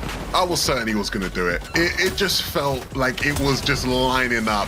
He transported back in time Mini and turned into chapter 3, season 3 Verdeel. Back when he won FNCS duos with Janice all the way then. This is how he was playing. These are the types of shots he was hitting. The final moment here, when he hits that shot on the key, I was like, yeah, it's done. It's done. And then he shots them into Storm, and it's like they're fumbling around. They're missing the shots. All he has to do is connect. And unfortunately, he just doesn't hit the critical shots he needs to hit. It was this close. If he doesn't make it after that game, he will be gutted. Oh, I mean, what a performance. Even just watching those highlights, I was sitting back, I was enjoying it. And I think ultimately right there at the end, it was because he had 2 shotguns. Of course, when you switch over to a different shotgun, you have that little bit of a delay. And I think that's ultimately the only thing that he could have done possibly wrong there in that end game was picking up that extra shotgun. Maybe the ending could have been a little bit differently for him if that wasn't the case. I think the worst part about that is he's gone through all that effort, all that work, and it means absolutely nothing now in terms of the standings. He's got to get back into the game, do it all over again. And I think hopefully that'll give him a little bit of confidence. That's probably the only thing that you can really take from each of these games. But in terms of the points, in terms of their push for the major finals, for the grand finals, it's done nothing. So they got 3 games to do it. This is the thing. Verdeel is a man with a lot of experience. He knows Dusseldorf is waiting. He's got to qualify tonight. And I think that hopefully he's going to go down that confidence route, as you just mentioned, Mini Minor. I think another duo who'll be feeling confident, though, Mini, are Rax and Seti. They were solid on their surge there. They made it to the end game. They didn't look like they were trying to trouble themselves for height, but they also couldn't trouble the very last few duos. Yeah, they couldn't. But what's nice is they actually made it to this point here, Levin. We were speaking about it at the beginning of the day. We were saying how they haven't been making these end games. They've been taking too much damage. They've been struggling when it comes to the Storm Surge sort of department. But this game, it seemed like things were starting to click. It seemed like things maybe we got a little bit of a taste of what we could get out of this duo. I mean, that from Rax right there, absolutely beautiful. That's what you want from your fragger. But it's more, hopefully, of the same for these guys the rest of the day, and they should have a little bit more success. Yeah, I think the really frustrating thing about watching this game, especially from watching Rax's POV, is you see all the talent. Like, this is a player who should be playing in the FNCS finals, right? Like, this is the quality of player we want to see in these end games, and so it just feels a little too late. Hopefully in these next 3 games they can do something inspiring, but I hate the fact that they're even in this situation.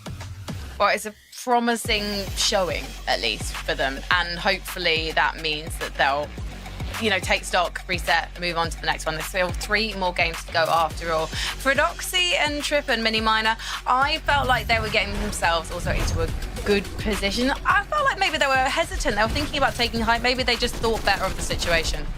Yeah, and it's funny because they probably could have right there. I mean, Pink and Sato had absolutely nothing up on a height, but they decided to play the low to mid ground layers. It was nice actually to see them here because we didn't get to see them in game number 1, and this is what we want to see from our experienced veterans of the region, going for those pre-edits, playing those mid ground layers so well. But that's unlucky right there. That's unfortunate, of course, getting sprayed down from height there, Levin, but nice to see them in these positions.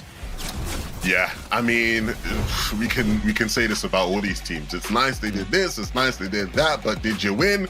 No, doesn't matter. Get on with it. So ultimately for these guys, again, with all their experience, they know what they need to do, and so it can be nice all you want. They have to deliver the win. Yeah, it's really gutting for all of these duos right now, but the true test is whether they can pick themselves back up again, dust themselves off and reset for these next few games. I am interested, though, from you guys, just very quickly. Put yourself in Pink's shoes, knowing the builds that you have. Do you actually try and commit to that height take, Levin? No, not necessarily. Like, I don't think they necessarily played that bad. I think you're just relying on the refresh. I think what it did show is that an early height hold can work if you have enough, right? When were building full metal, teams were scared to take it. So let's see if they can replicate it. We'll see as we're ready for game number 3 with Takata and Taco. We're back one more time, Takata, at the halfway point for the last chance qualifiers. Game number 3 just ahead of us, and with two teams already solidifying themselves for the Major 1 Grand Finals, you have to imagine that for everybody else in the lobby, they're starting to get that little bit of anxiousness, like, when is it going to be me? Yeah, and things are changing up. Wheaton and Frizzy no longer dropped at Wonky. Kind of changes up Pink Sato's early strat, like you were mentioning. They don't really have that third-party opportunity. A lot of things are getting mixed up, and the worst part of it all for these players is even if you get second place, like you were mentioning, it does not matter. You need to win a game. But the deal with the time machine, Takada, he was flying out there. I think that there is still a lot to value in that kind of fraggy capability, but let's see what happens here as Game 3 kicks off.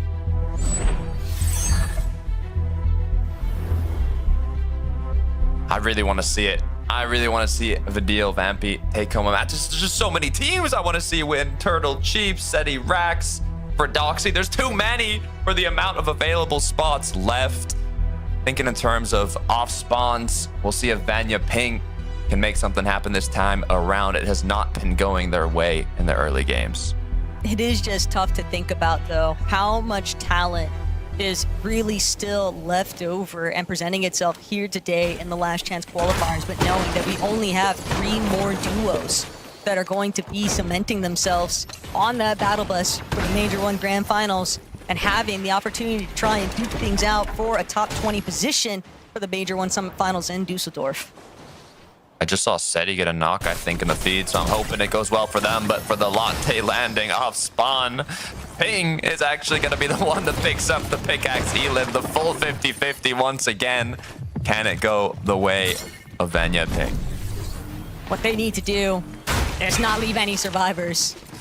REX has to be hunted here. They're going to make sure to at least clean up what they'd started by making sure to get that full elimination onto Sakai, but for where REX is kind of run off towards, Vanya still looking to chase.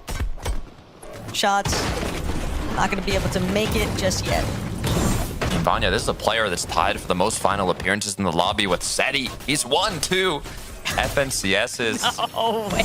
And then this is what they're doing, Taco. They're just pickaxing each other off spawn. Kind of, you have to appreciate the ingenuity there behind Ping's quick thinking. He saw, hey, I didn't necessarily get the best drop there to feed him to the punch, but if I can get pickaxe finish, that's more than enough. Justin, though, trying to see if he can keep faring against Noms and Wavy, but this is such a difficult position to be in. I mean, you know that you're working against 2 players that have those Chaos Reloader shotguns, so one over edit or one miss edit could be enough here, but Noms, Wavy, they'll be able to close this one out. They've got full control of their off spawn. Looking back over at Zarb, we've been seeing a lot of them. Fincheck, Zarb. They're doing good in the early mid, but it's that end game. They're having difficulties closing it out. We've seen them go for the height take, but when it turns into that bouncy castle, it's just so difficult to be the one. We saw Pink Sato take the risk without mats. It's just you need everything to go your way. If you need a refresh and you don't get it, it could be it. The good news is they still have a few more opportunities to make it happen. But one thing that I am thinking about with Ping and Vanya not immediately going down off spawn here in Lobby 3, if this might just be one of the most difficult lobbies to actually play through height or even take height in the first place, because you know that if Ping and Vanya make it to that endgame, Takada, they are going to be the ones focusing on controlling it. And we've seen just how experienced and how savvy Vanya is when he actually is in that kind of position. So it's just about making it there. Yeah, we'll see if they're going to be up there. I know their drop spot actually, you know, works quite well with this Surge meta. If you look back, it's almost similar to kind of the Season 1 meta, this chapter of playing in the zone and getting a really high, well, no jetpack here, but pad in late, not taking damage, conserving mats. I mean, they're going to have, if they play it perfectly, everything they need to make those high ground retakes. So I'm excited to see if it plays through for Doxy Trip. On the other hand, they like playing the dead side route as well, especially if they get these north zones like they did in the previous one. Seems like a lot of their surge is also kind of depending on Prodoxy and Tripper and applying pressure over towards Toy Box Docks. They want Vexy and Snosku to have a difficult time rotating by them. Even in the last lobby, we saw them committing some time in Squibbly Shores just to take some pot shots at them from inside the ocean. So nowhere is really safe on the map. And that's especially true right now for Blaha. Lusha and Mixin just having to escape here, but yeah, Lusha and Hallie were really getting aggressive. What's tough about this is, you know, if you're playing heats and you can qualify through consistency, if your teammate goes down early, you know the difficulties that come with it. You're gonna have to get more materials, you're gonna be low on loot, you're gonna be low on a lot of things, and you can kind of try and scrap yourself a decent placement with the overall goal of, you know, getting through that consistency leaderboard. But when the only thing that matters is a win, having to reboot your teammate back into the match makes it much more difficult. But we'd kind of touched on adaptations needing to take place for all of these players throughout the course of these 5 lobbies, and we're already kind of seeing those little shifts across the map. Teams that weren't originally looking to try and find those cutoff points on loot pads, for example, now putting themselves in positions to catch another team off guard. So it's almost like you quite literally have to check every nook and cranny, because someone might just be sitting behind it or waiting to kind of shut you down. And again, you know that you need the win. That's the only thing that matters here today. Scary. The pressure is on as we lean back in to Vidil and Vampy. I got hopes. I got high hopes for this team. The zone seems to be pulling in their favor this time around, so they have the opportunity to get a good rotate through and kind of set themselves up for success here. We'll see if they can make it happen. Definitely taking a little bit more of a scenic route, but having the options for the strong positioning is always really nice. And get a look in. Eliminations taking place elsewhere on the map. Steri doing a great job at cleaning up wheat there. Bad news bears though for Nefrizzi. Yeah, ever since that first game where they got second, it's just kind of been downhill. We'll see if Nefrizzi can make a comeback, just like Blaha and Mixin. Both now kind of got to go through the whole reboot part of the match. I'm wondering, Taco, seeing that this, you know, meta, those words, this talks of the double IGL, double fragger kind of combo working a lot better. Do you think a duo like maybe Seti and Rax will see difficulties in major finals if they make it through due to kind of how it's playing out? Or do you think once we're in a set finals lobby, it's not as relevant? I will forever be of the mentality that even if you don't necessarily have those set combinations, what matters most at the end of the day is just going to be your outright synergy, your outright chemistry with whoever you have teamed up with. And for a duo like Seti and Rax, I think that there have been highlights where you can kind of see it start to connect, but it might just be one of those things where sometimes you need a little bit more time in the oven. Yeah, I mean, I know Levin was talking about don't go back with your ex duo. I think it was actually Seti and Rax who were originally going to play together, but then Rax, all the kind of popularity, started hopping around and ended up back with Seti. So we'll see if we can prove Levin wrong here if they do end up qualifying. To be fair, though, they never really played through like an entire season, right? Like, I think it's one of those circumstances where Levin was kind of looking at it, and I think even myself, I'm looking at it more from the direction of like playing out a full FNCS with someone, like the official deal, right? Because offseason, this, that, we've seen teams that, you know, they had success in the offseason and they haven't been able to translate that to this circuit. How long does it take to play with someone to actually, you know, like solidify them as a duo? Is it like qualifying to a major finals? Is it through a full season? We're gonna have to figure this out. For Sado and Pink, they've also got some things to figure out. The early game hasn't quite went to what they expected it to, so they're having to kind of adapt very quickly and make changes to their playstyle. We see them going towards Frigid now, a lot more options to get those tags, but nothing really going on at the moment. Bit of a reminiscent sight, though. Looking at this sort of Surge triangle of doom overhead.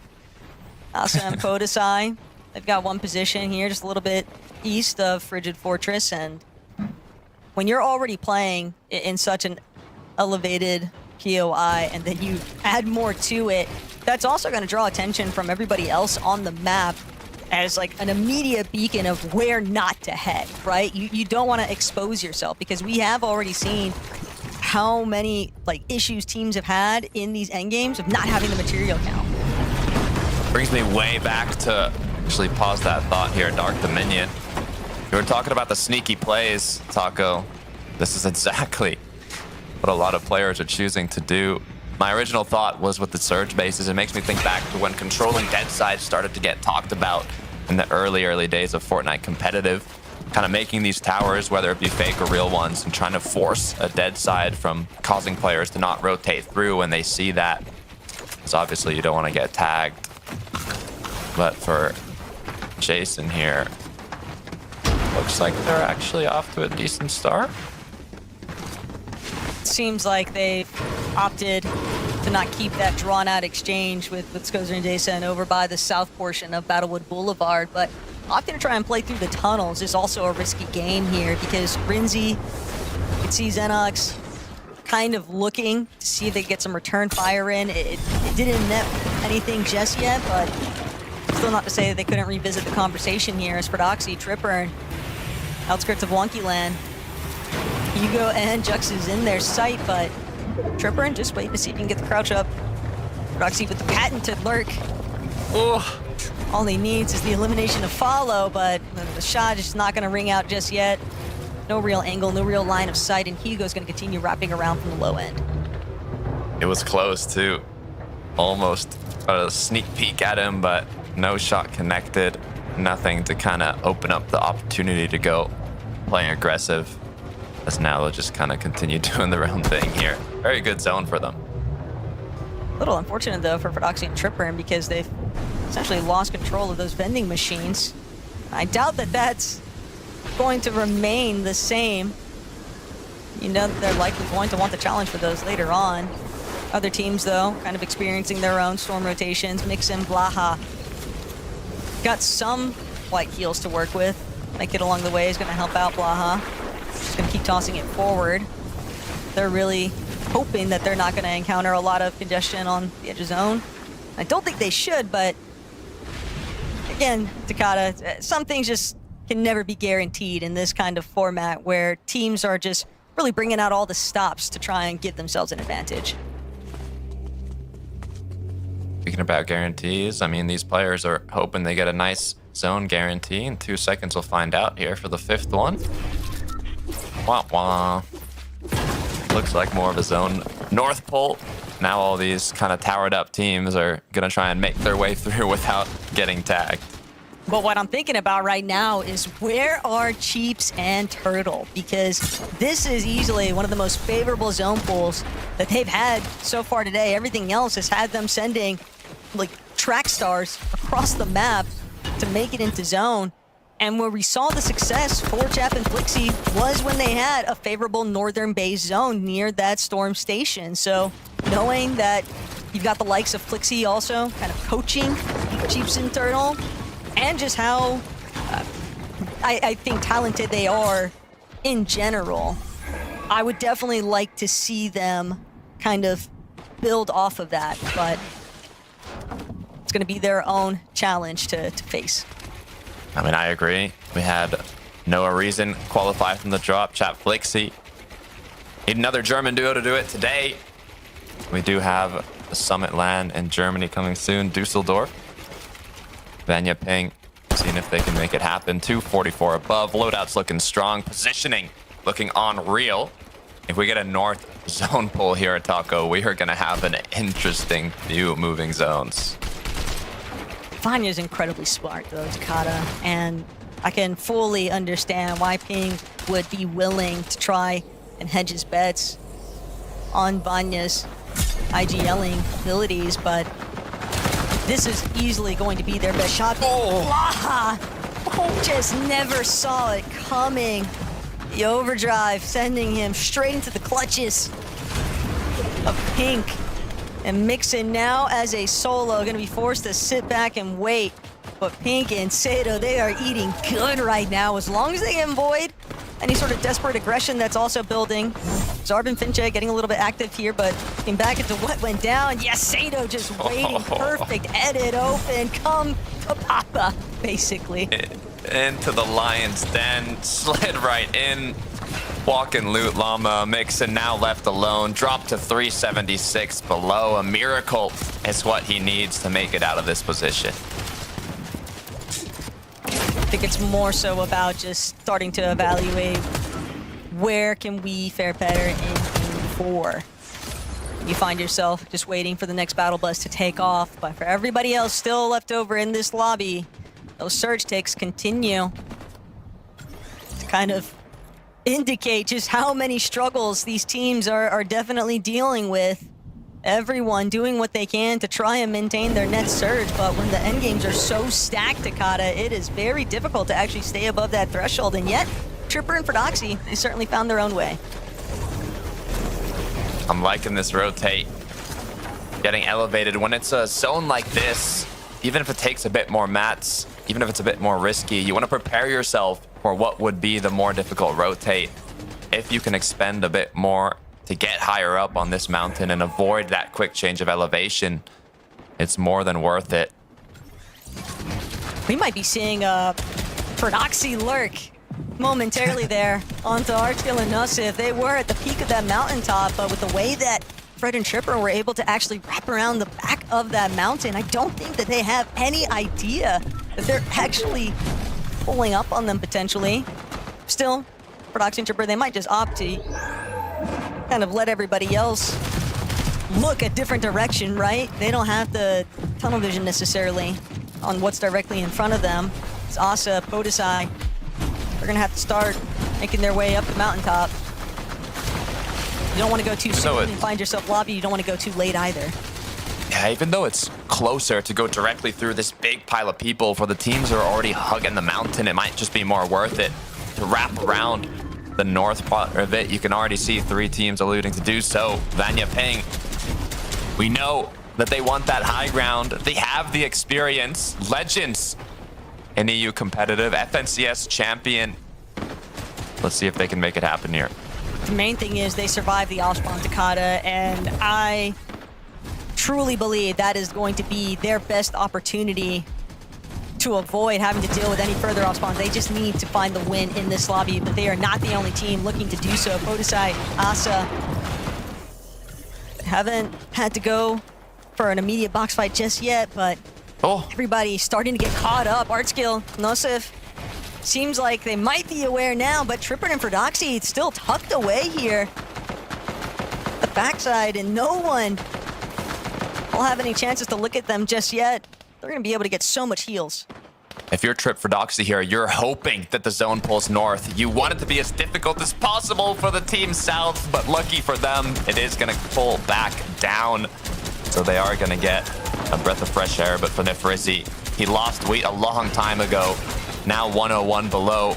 He's playing this lobby on hard mode, and he's going to have to make a play if he wants to stay in. But the moment that he drops, he's just going to have Pink and Sato directly underneath him, and you can tell that they are waiting for another opportunity to see if they can get some kind of a refresh. He's looking for the open edit, so hoping that somebody might just be a little bit worse for wear than what he currently is. For Doxy, Tripper, and on the other hand, though, they are so far up on the rest of this lobby. They're going to apply some pressure to the opposing high ground team, and for good reason. Overdrive grenade, they just want to take front side. Let's see if it comes to play.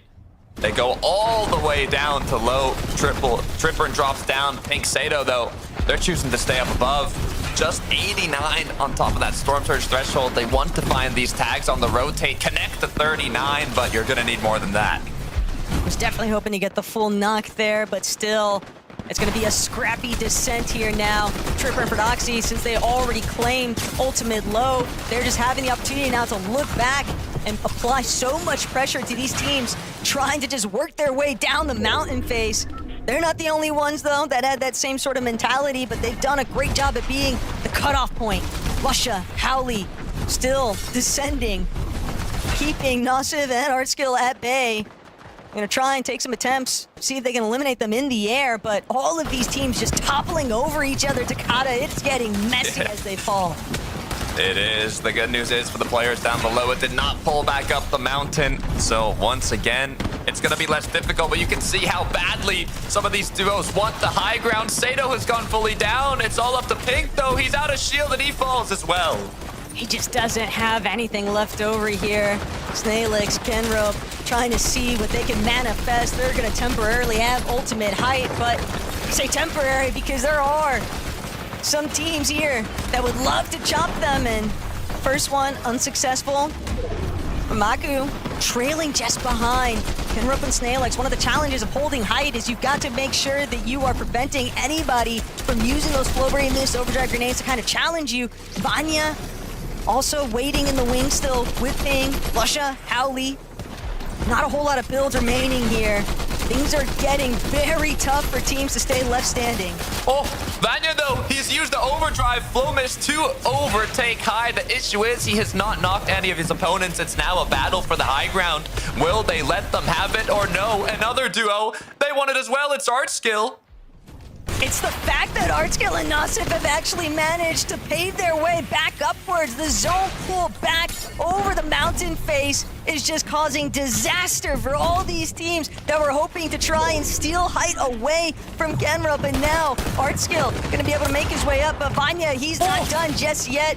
He'll be able to float back down. He might have played a little bit of spoiler here for Artskill and Nassif. They don't have any heals, only one overdrive grenade to try and take themselves back down. But Snailix, Kenrope, they might just get the better end of this exchange here. Vanya lurking in the wing still, the drop down, but he's not going to be able to get the shot he needs. Snailix will clean him up.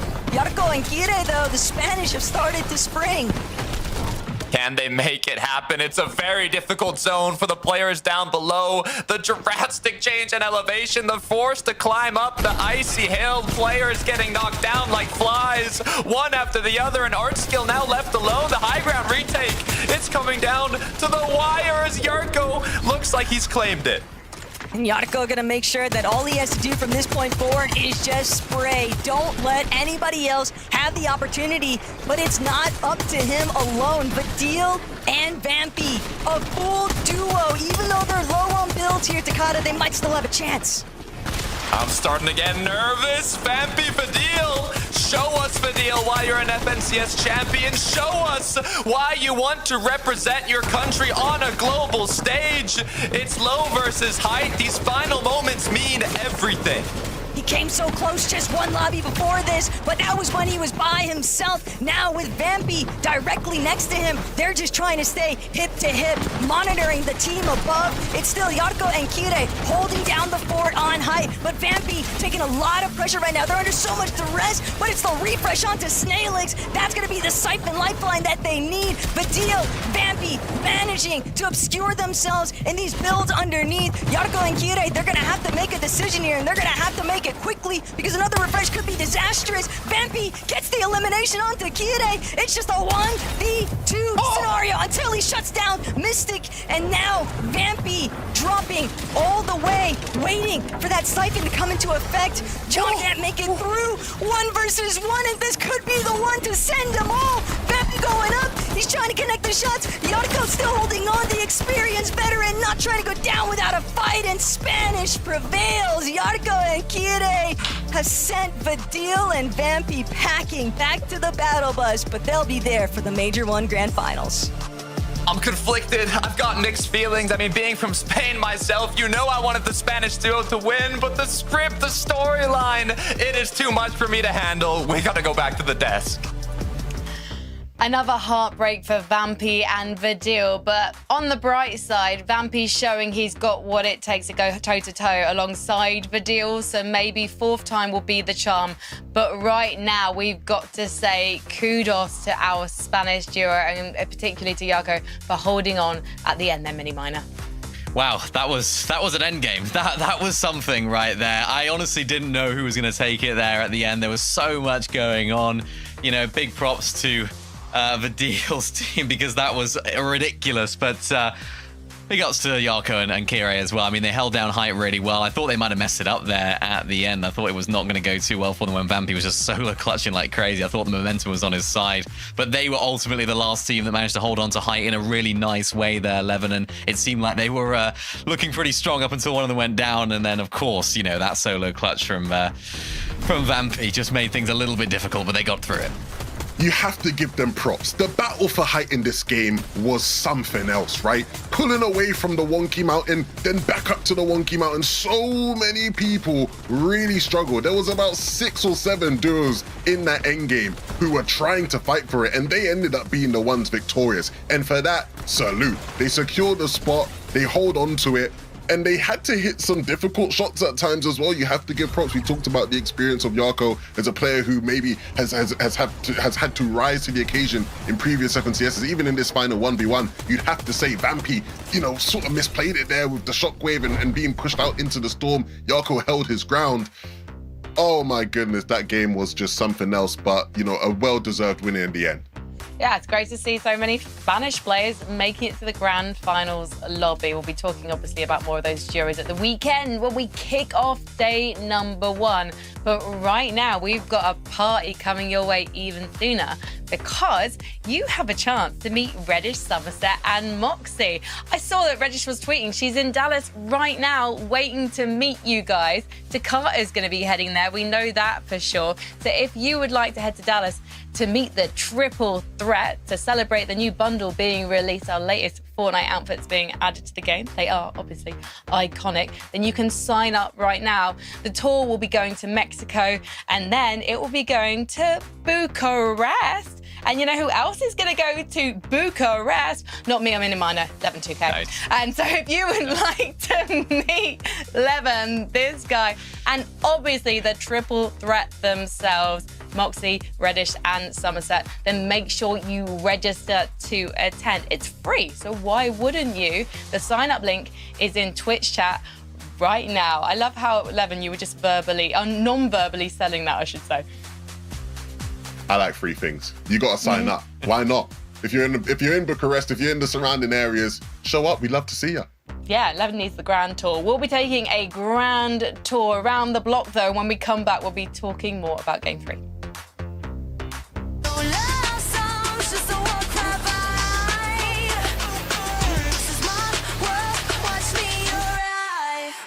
Watch me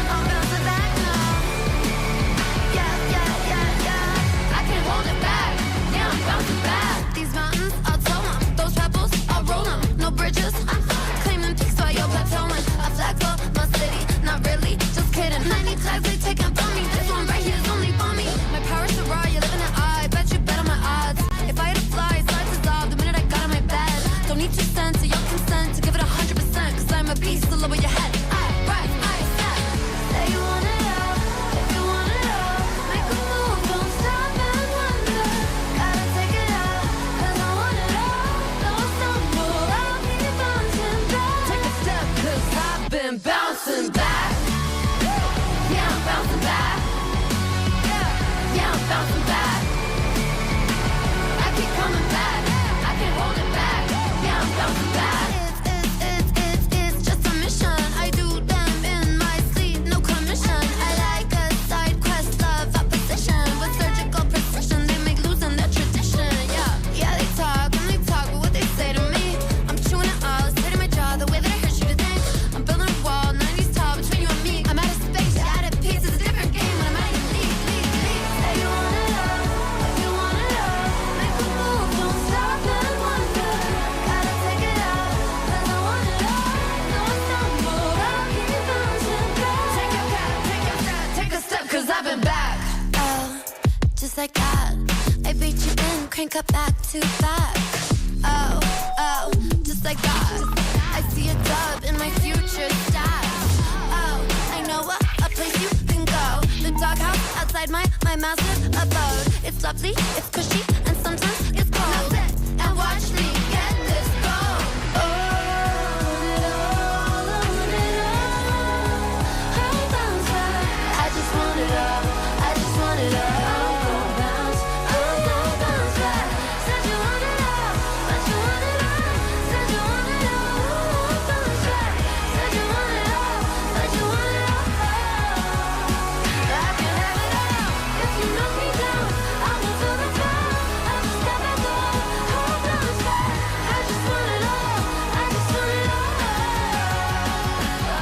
Welcome back to the Last Chance Lobby. We've got 2 more games before we finalise our lobby for the grand finals this weekend. And it's an interesting one because we've had some teams who have come close and yet so far, because winning is the only thing that counts here. And then we've had some teams that are literally falling by the wayside as they try to take height. And it must have been particularly devastating for Vanya and Ping in this last game 11 because they managed to get off spawn in an unconventional manner, but just couldn't stick the landing, as you say. Yeah, you could see them setting up for it, I think, throughout the game, right? As soon as they got the opportunity, at the end of the day, man, I think we've all had off-spawn battles like that one, Minnie, right? You know, every Fortnite player in history has had an off-spawn just like that one. But look, they finally do it, right? It took them 2 games. They get the win.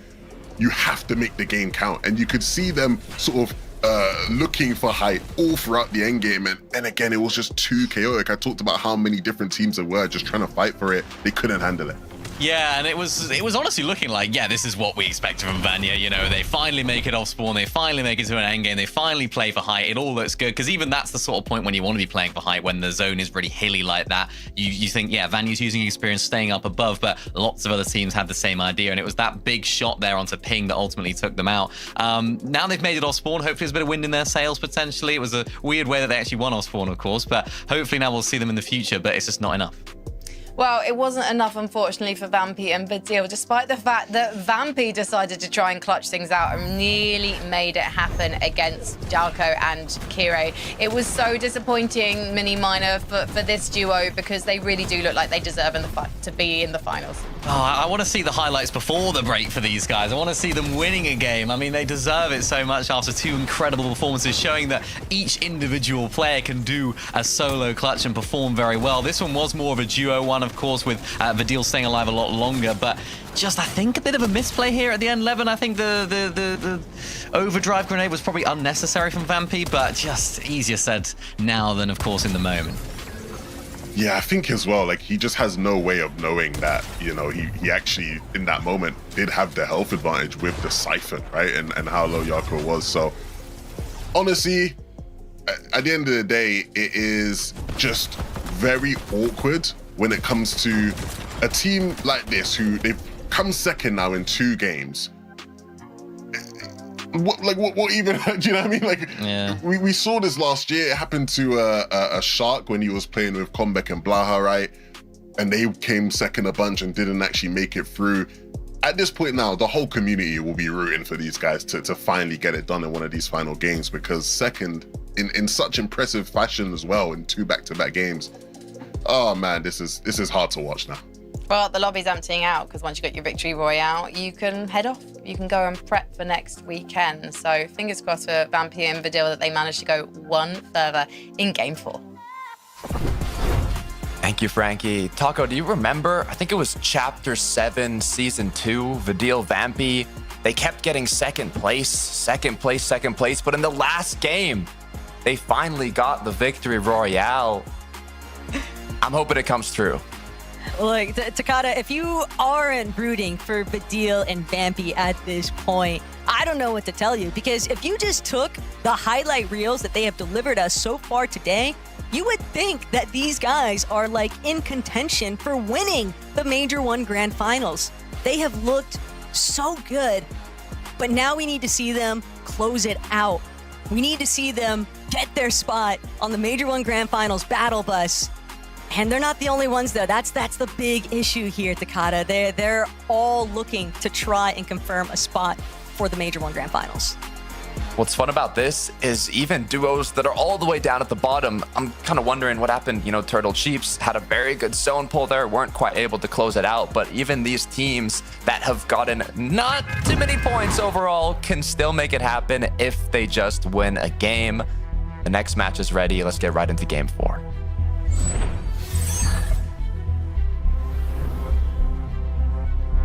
We saw a little bit of different outcomes on the north side of the map.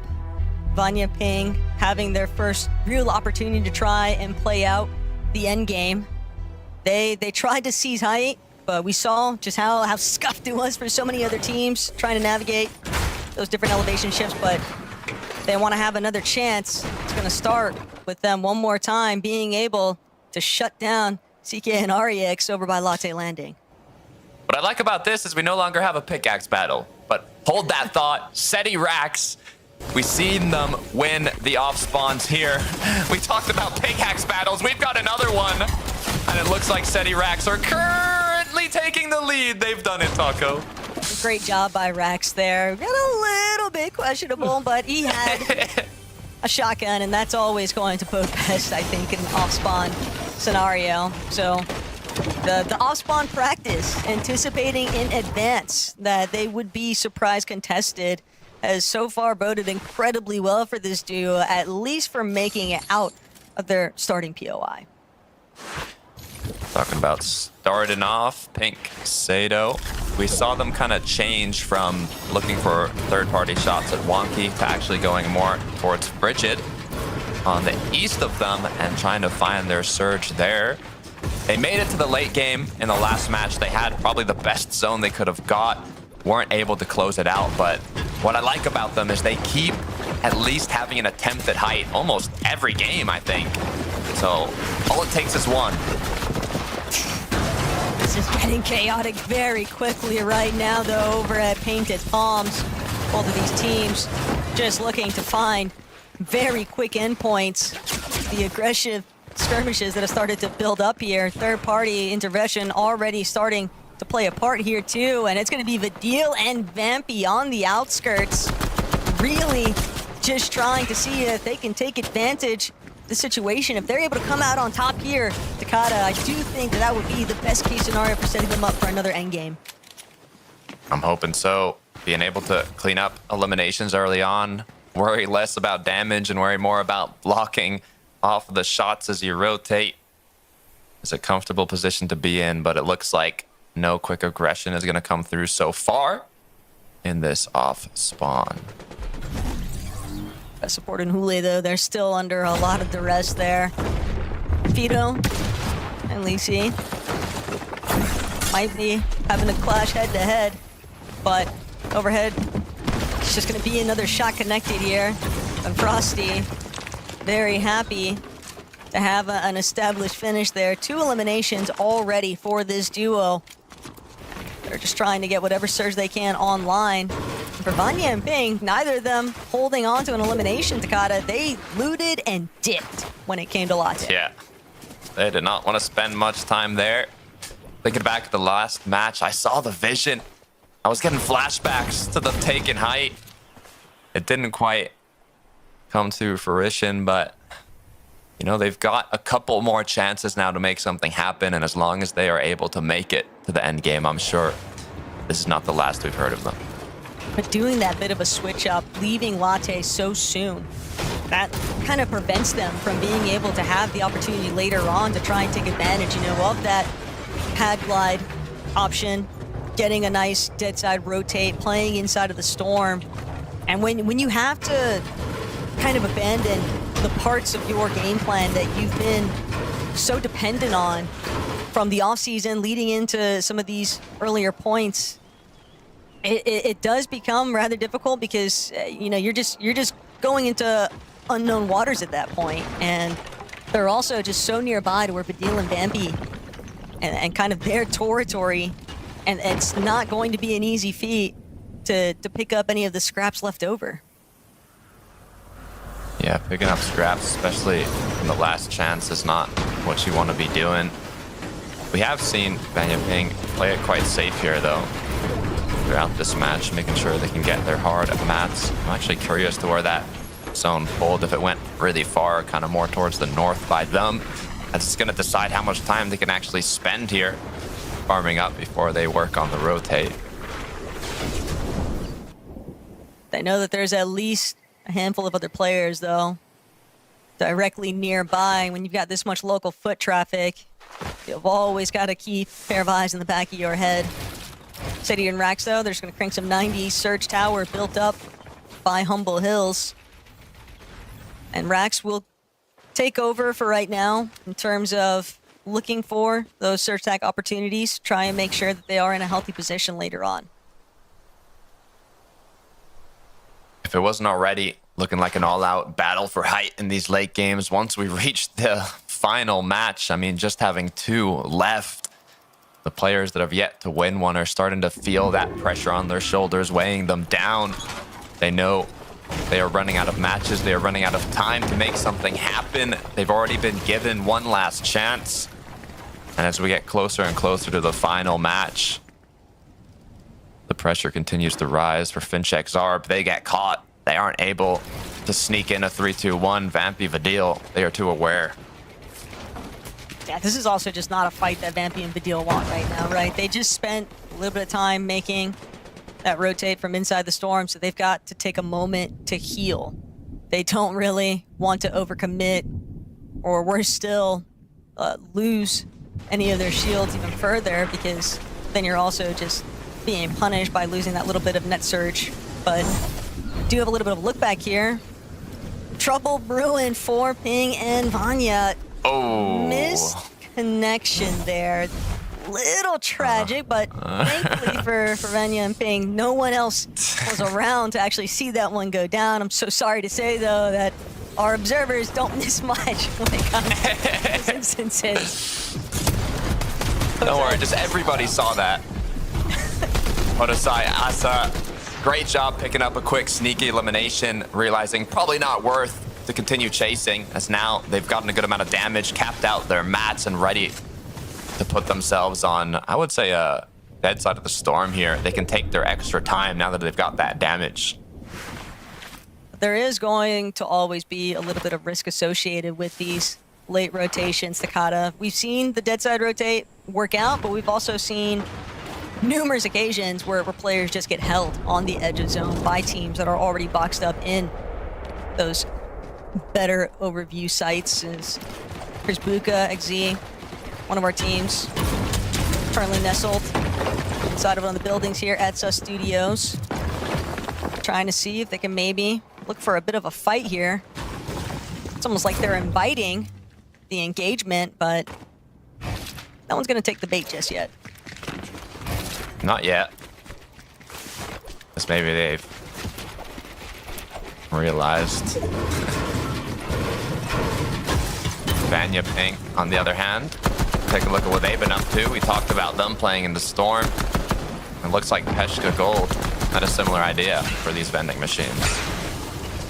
For Vanya and Ping, now this is going to make them decide, do we actually want to stick around, or no, they'll actually choose to disengage, knowing that this is the 4th lobby and that there's only one other opportunity for any teams, or basically for everybody that doesn't win, right?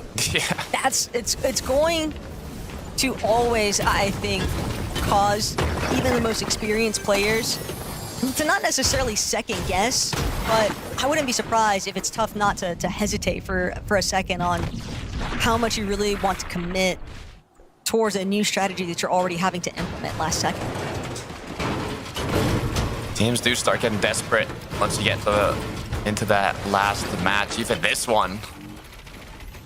Playstyles get changed up. All or nothing's come through in the late. Makes it that much more enjoyable to watch, though. I really want to see Pink and Sano make something happen here. They've tried so many height takes in the end game. They've done it without mats. They've done it with. They're just not able to fully close it out. But so far, in terms of early and mid game, they've been pretty consistently doing it well. I mean, they're managing to make it into the end game, and typically for any other kind of tournament, that would be exactly what you're hoping for, but while things are a little bit quiet for Pink and Sato, kicking up right now for Artskill and Nassif. Great elimination there onto Xenix, but that is still a very tough sight for Rinzi. Now he's going to have to try and play for that reboot ban option, and I think what's also interesting is that they were one of those teams that I think tried to kind of utilize a different strategy in this fourth lobby. They decided that they wanted to drop where Yarko and Kyure were originally going, knowing that it was going to be up for grabs since they'd already confirmed their seat to the Major 1 Finals.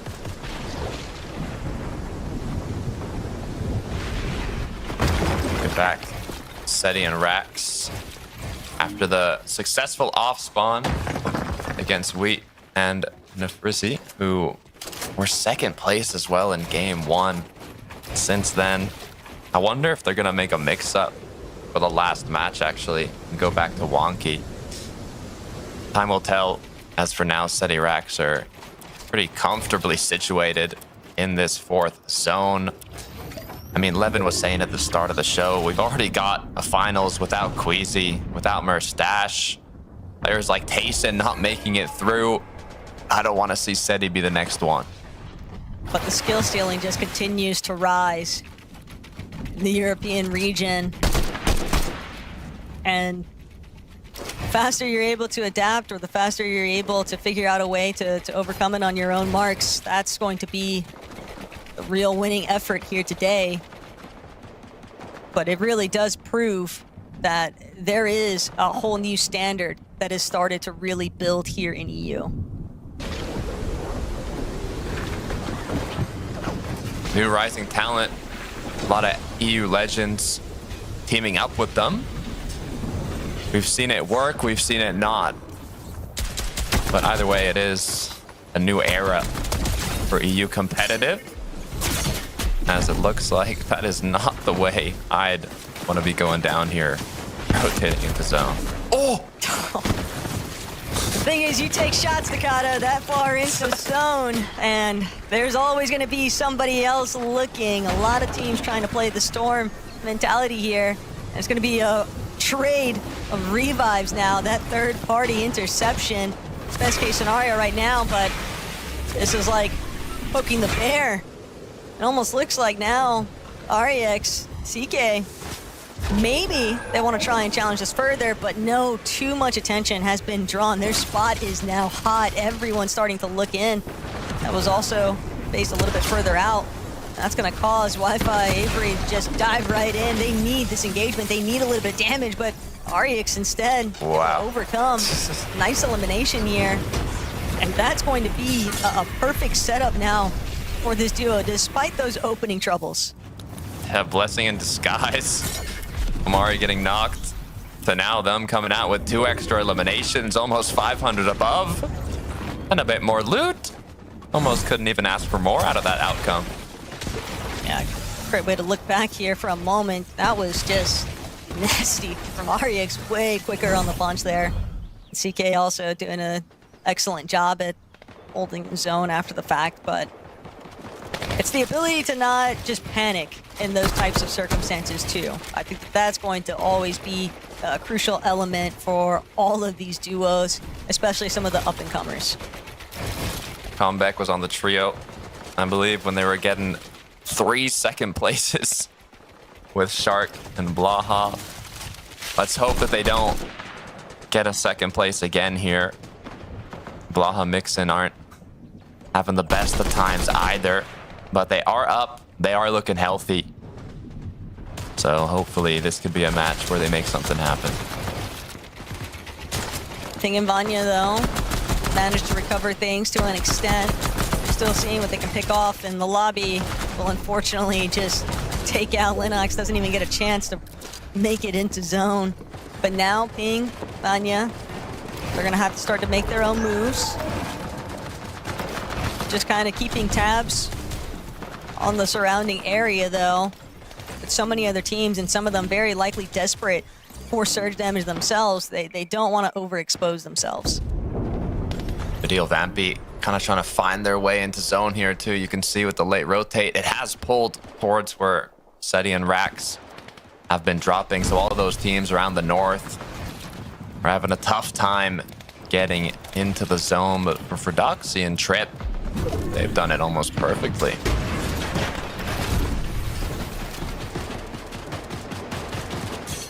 It's one thing, though, to find yourself in a solid position. It's another thing to make sure that you convert it into a win here today. So for Doxy and Tripper, and they've still got a few battles left to try and take over here. Mix and Blaha, they're just going to opt to stay secure in their current spot.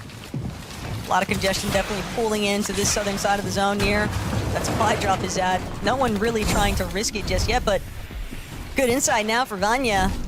They were playing the patient game, and it pulls out entirely in their favor here. Big shots onto XZ and Chris Buka. Beautiful 2 eliminations is definitely bound to set them up nicely for their surge. That's exactly what you want leading into an end game. Full capped up on mats, refreshed up your heals. Let's hope now that they can play it through, as Pink and Sato once again have made it to the end game, but they're just right above that Storm Surge threshold. It seems to be a repeat of previous matches we've seen, so let's hope that they can change it up when it's time to go for that refresh. It almost seemed like Ping was who Sato might have been trying to lock on to, but Seti, Rex, 224 above. Also managing to stay just a couple tiles up from ultimate low. And teams really all just kind of waiting for the best opportunity to move out. You don't want to be one of the teams that gets kind of stuck flying through the air when the lobby focus is raining through here, but Seti, Rax might have some visitors that they don't want to hang around with. Pumpek and Farhawa are trying to kind of force themselves into that location, but Seti knew better. Just going to send it forward. They want to stay near front side as much as they can. Yeah, have his own pull right towards where their drop was. They get first pickings of these rotates, hopefully able to conserve a decent amount of mats, but the way it's looking is quite positive so far. Let's go see how Trippern's looking. Great elimination. That's the firepower that they need to work with. And Trippern, a lot of people definitely taking notice of what he was doing throughout the process of the last chance qualifier heats. Even the opens, like I said, his heats directly, he was doing a pretty solid job. But Vanya and Ping still got their own tribulations to deal with here. Stadium Brickborn maybe getting a little over antsy for that frontside position. It's not going to pay off just yet for Ping and Vanya to find another elimination, but Sato and Pink, they are in dire need right now, Takata, of some form of damage here. Anyone will do at this point. Only 63 above, 174, and the net search jumping favorably for them, but just tapped back out.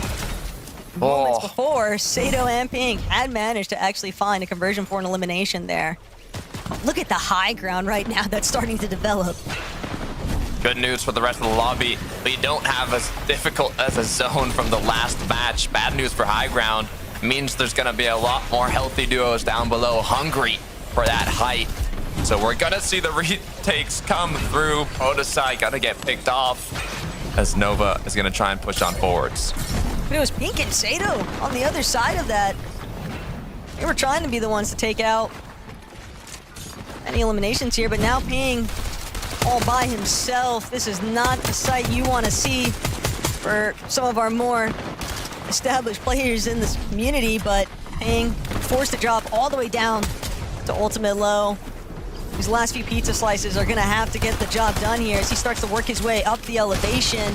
It's only a matter of time, though, before he's forced into an engagement, especially when he's trying to take a low ground position here. But Sato, Pink, another elimination onto Adapted, and that is going to be a really nice conversion here for materials. But Pink just he tries to layer swap, caught in the clutches of Rax and Seti, who were just waiting in the mid ground, punishing that switch up. Ping still doing what he can, though.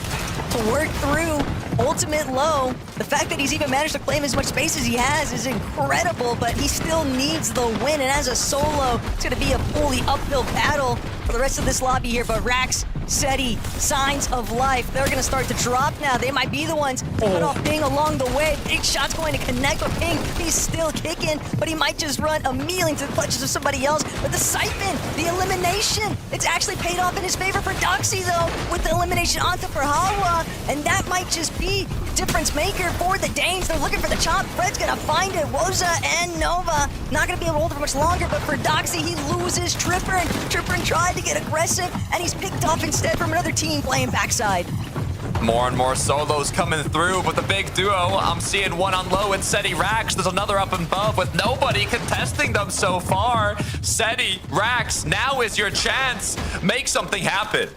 They've already gotten 3 eliminations. What they need right now is material, at least when they're leading on front side of zone. They will have the opportunity to look back and try to take out any duos or solos that are very limited in their fragging potential. For Doxy, on the other hand, he's trying to take things into his own hands, going up as a solo. Hallie gonna bring down Nova and temporarily take over height, but it's all a drop down. As the zone continues to pull forward, everybody else knows that they're gonna have to wait. Lusha, Hallie, all they need to do is avoid those game 1 grievances. And Hallie, Lusha, they're looking set on high. Woza gonna be collected in the underbelly of this lobby, but Julie, Miros, they might have a real chance at this. They've got 7 overdrive grenades to try and tackle height, but for right now, with no material counts to their name, they're gonna instead choose to play things a little bit more safe, backside of zone, just trying to break through and see if they can catch anybody off guard.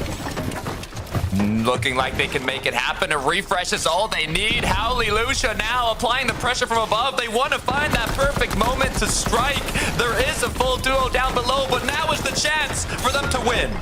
And this is perfect now for Lusha and Hallie, as long as they can stay together, because Jewel, he's all by his lonesome. Hallie, though, does lose Lusha, but at the same time, look at the siphon of materials in the sky falling straight into Hallie's hands. But he needs to get every single one of these materials, a couple more pizza slices. El Wavy and Noms, though, while they might be out of materials, they're not out of fragging potential. 1 versus 2 now. They need to try and bring this one home, but Hallie looking relatively healthy on height. He used his last form of heals, but he has to connect with every single one of these shots. El Wavy's going to be the first one to send it. He's going for the immediate challenge. 2 separate angles, but Hallie gets the first. Noms has fallen. Wavy has like no HP, and Hallie's going to do it. Hallie and Lusha able to make up for that earlier transgression and find their way to the Major 1 Grand Finals. They ended on 4th place to kick off the tournament today. Since then, it's been a downhill road, but now in the second to last match, Howley and Lucia confirm themselves a place in the major finals. Frankie, Levin, Mini, what do you have to say? Howley and Lucia looked so confident in that end game, getting all of their timings absolutely spot on, Levin. And I have to say, I am so pleased to see that they've made it to the finals. I don't get nervous, but I did get a bit nervous for a moment at the end there, because when Lusha went down, I thought, no, not again. It can't be happening again. Howley must be fuming, but he delivers the goods, Mini. The 1v2 there, ice cold to isolate the 1v1s against those opponents, right? He knew that the game was in his control. A lot of players in that situation might start panicking, thinking, I'm in a 1v2, I gotta make something happen. He waited for them to come to him, and they played right into his hands.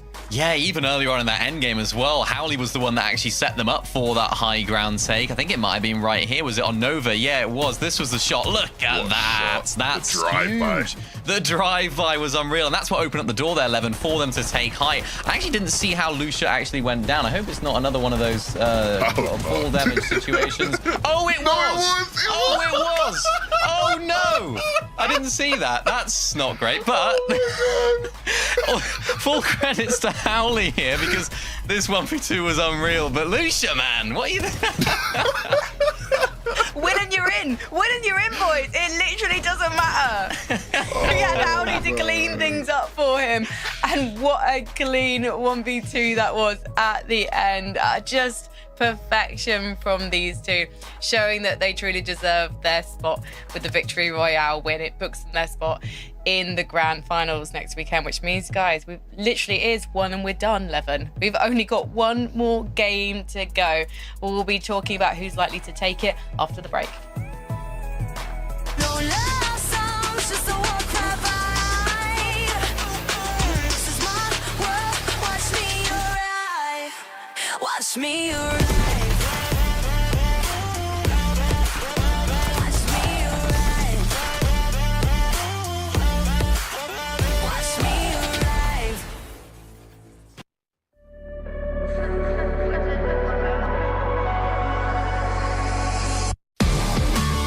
Yeah, yeah, yeah, yeah.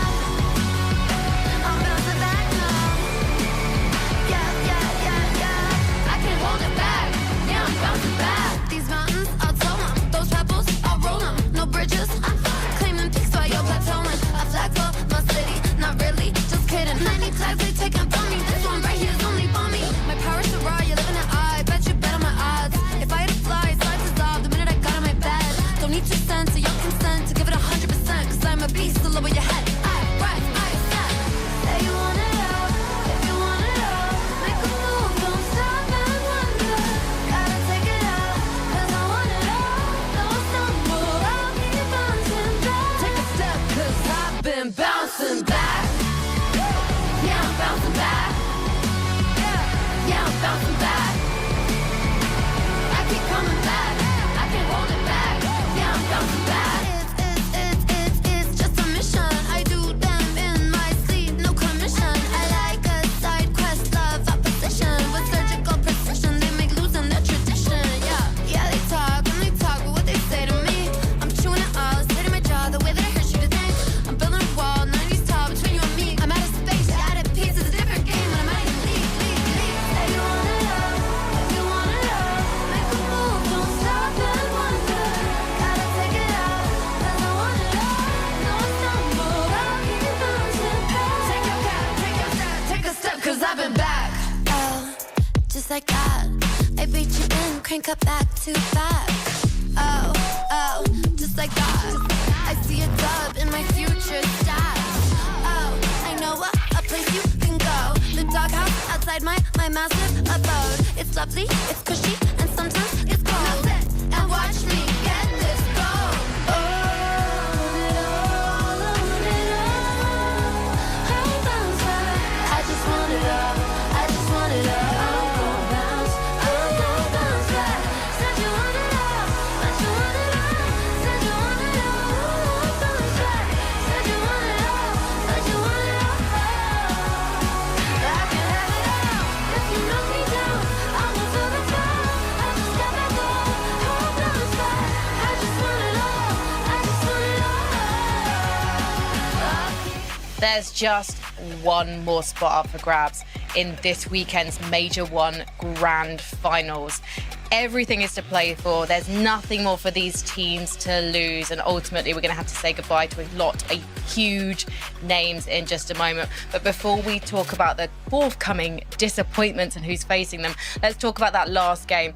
Seti and Rax, I feel like we're starting to see the potential of this duo.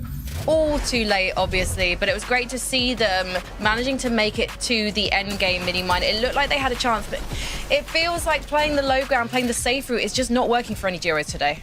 Yeah, it's tough. I mean, there's been a lot of high ground wins, of course, as we expected. I thought maybe we were about to get our first low ground win there at the end, but ultimately playing these med kits wasn't going to work out. It was that zone pull, wasn't it, Levin? Just over that hill. We saw so many players trying to scramble in the storm. I think Fred Oxy was one of them, just trying to find a way up that hill. Couldn't quite make it work there for them.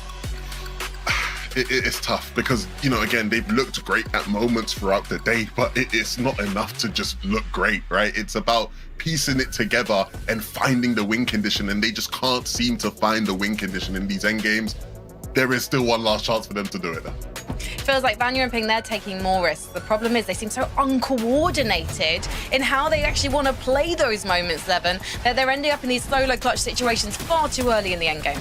And this is always the risk when you have a new duo. At the end of the day, new duos often either have an unreal honeymoon period where everything just flows and the chemistry is just at its peak, or you're disjointed, you're not both on the same page. And I feel like, unfortunately, the rhythm is just not there for these guys at the moment. It's going to take a big performance individually, I think, from one of them to really make something happen in this last game, Minnie.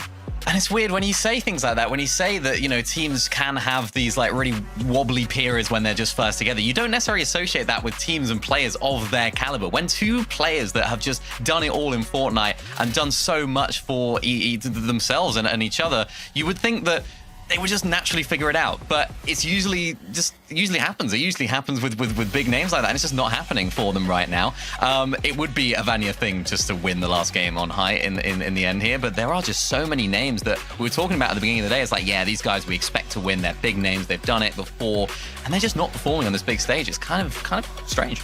It's interesting because we didn't necessarily expect Fredoxy and Trippin to actually take a victory royale tonight, even though they've got some form and history, but they haven't played together for a long time, for a year, in fact, Levin. It feels like, though, they're taking some risks that potentially could see them go all the way. I think the inspiring thing about these guys is that they've been making it to end games with some consistency. They've been in positions where one refresh connecting the right way, Minnie, could just turn your game around and give you a win, right? And so in this last game, if they can continue to do that, hopefully that can be enough to push them over the line. But a lot of these games, the refreshes just come like a zone or two too late when they're already split up and disjointed. They need to find things a tiny bit earlier. Yeah, they're not able to set themselves up either. It's a very similar situation to Seti and Rax, so they're just not finding themselves in the positions to maybe look at height, to maybe have a stack situation to then go on to take the win. They're scrambling. They're trying to look for refreshes. They're trying to play Storm. They don't quite know what each other are doing in the different moments. So, yeah, they've got it all to do right now, but so have so many of our other big names that we expected to do well at the beginning. So it's all about preparation for all of our duos right now, because I know I keep saying this, but if you don't get to the grand finals, you haven't got a hope of being one of the 20 duos who are going to be going to Dusseldorf in May. There are so many names you could be missing out here. Seti, Vidil, Vanya, Pink, Blacker, Convex, Fredoxy, Mixon, Podosai. The list is endless. The heartbreak will be too if any of these names miss out, not just for the players themselves, but for the fans. Because don't forget, after Major 1 Summit, that's when FNCS 2 happens. That's potentially going to be a break of 2 months at least for FNCS for some of these players, Mini Minor. Yeah, and that's going to be interesting. You know, there's always a little bit of a weird period when you do have a longer break where teams are switching up. You know, you got players that are trying to rekindle some of that success, trying to pick up new talent. It's going to be interesting to how that goes. But for now, these teams just want to make their way into the major finals, and there's guaranteed to be an upset when you look at the names. Levin, who do you think is not getting upset? Who do you think could potentially manage to clutch this one in the last game? That's a tough one, Frankie. It's tough. There's still so many names. I think at the end of the day, you know, a wise man once said this game's about moments, and there's no bigger moment than now. You have to do it for your fans, for your friends, for your teammate. Do it for the plot. It's time. Their time is up. Your time has to be now. Let's do it. Players, are you ready? I think that man's name, it might start with a Lev and end with an N here, Takada, but the truth has been spoken. There are so many prominent names when you just look at the list of players still competing in today's Last Chance Qualifier Finals, and knowing that only 2 of them are going to be able to confirm themselves potentially for that Major 1 Grand Finals. It's just absurd to think about. It's scary. Pink Sato are the ones that I was looking at last game. I really thought they had it. They got the refreshes they couldn't in the previous matches. They were set up perfectly to finish that end game off, but ended up getting dropped, getting full eliminated with a good amount of mats, loot, everything they needed. So I'm hoping all of these duos can make those last minute changes and qualify themselves. The issue is there's only one duo, there's only one slot to make that happen. And it's still even crazier to think about it. It might not even be one of the duos that so many people would originally anticipate. But we'll find out right here, right now, because our last game, number 5, is ready to go.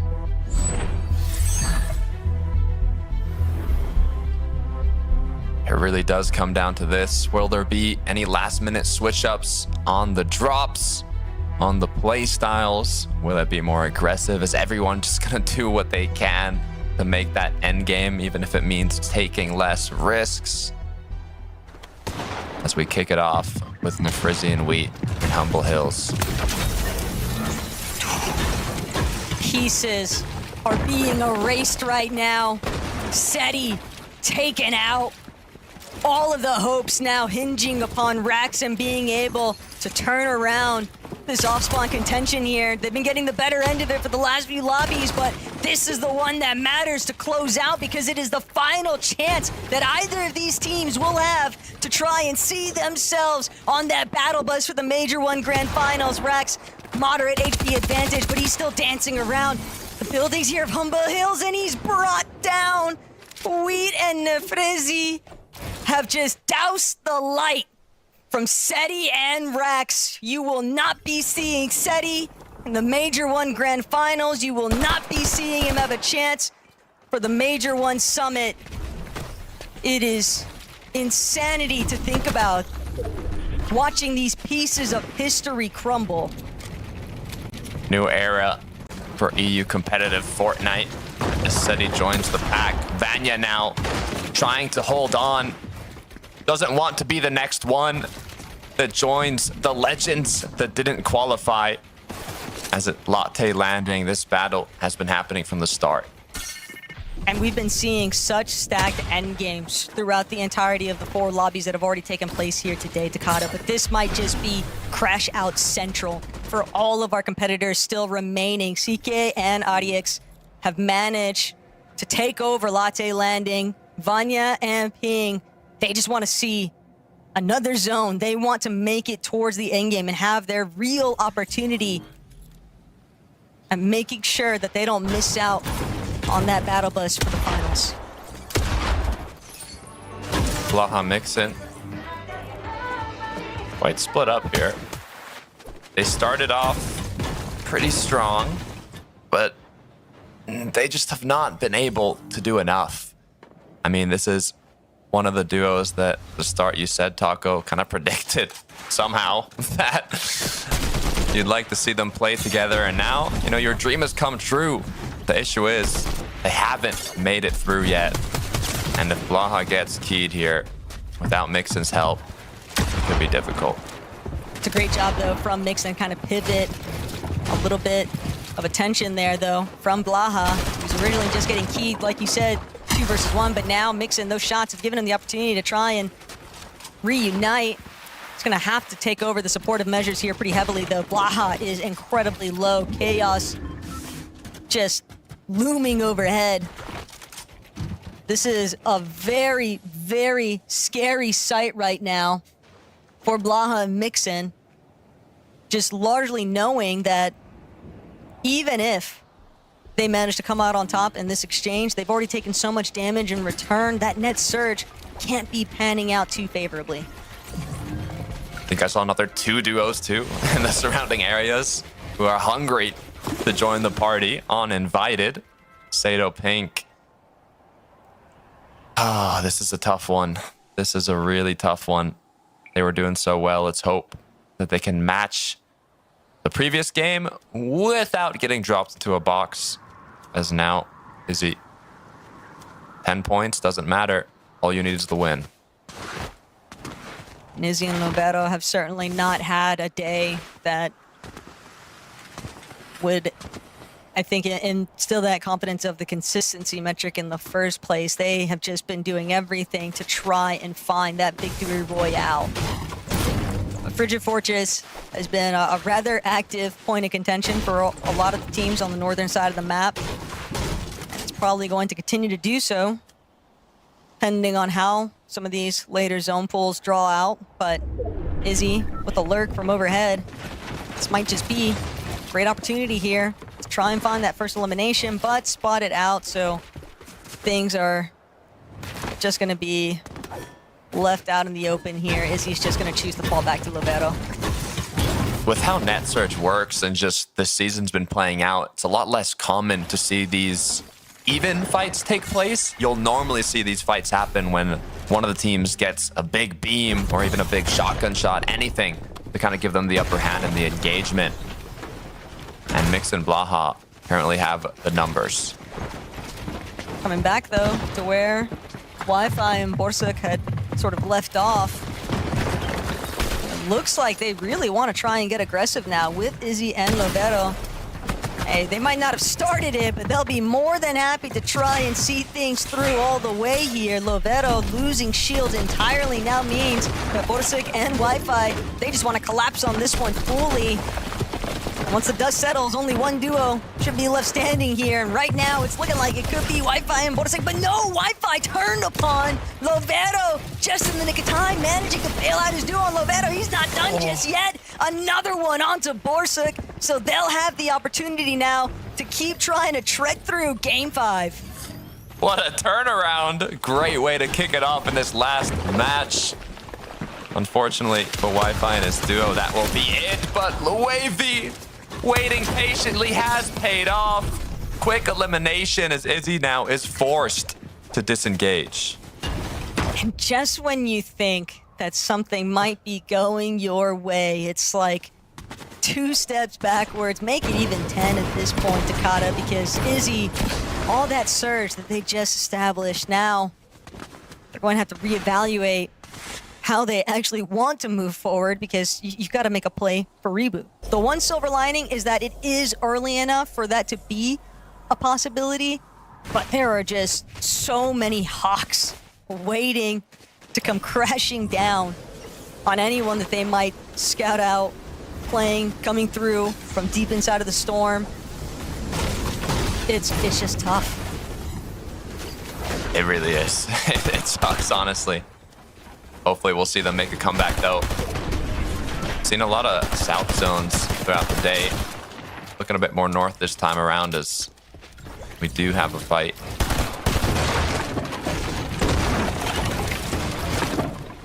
Good bending control right now, though. Tricks and Zydon, that might just be exactly what they're interested in. They know it's going to have to be scrappy, or they'll be able to get their hands on these machines. And Tricks just waiting. Tricks are doing a good job, though. It's still pinpointing, keeping their tarps closed off, but it's just too much. The juice isn't worth the squeeze right now for Tricks and Zydon. They don't want to risk being eliminated this early on. That they do not. Tripburn for Doxy. We saw what Tripburn's capable of. We saw him fragging out for Doxy. One of the best players in the world last season. Back in trios, actually, last chapter.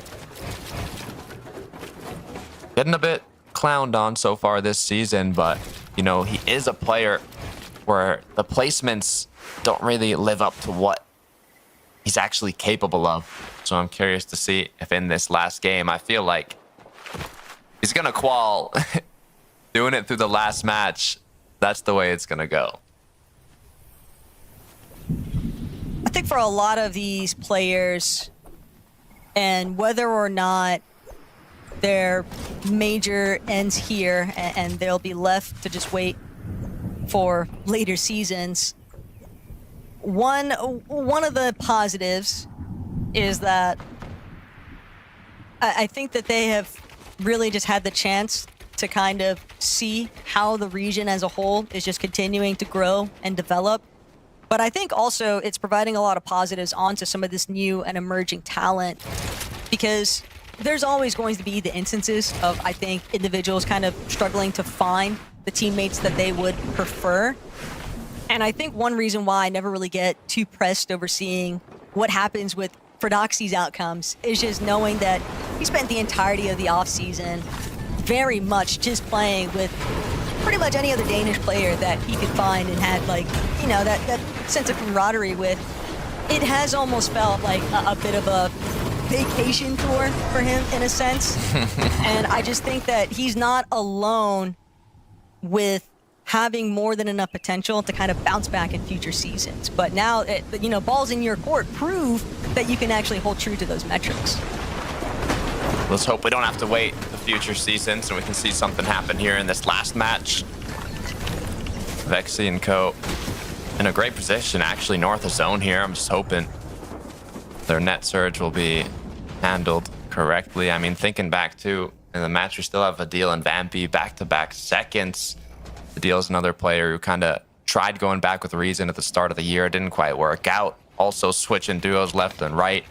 Now ended up with Vampy in the last chance, and they've gotten so close, so hopefully we'll see them make something happen here.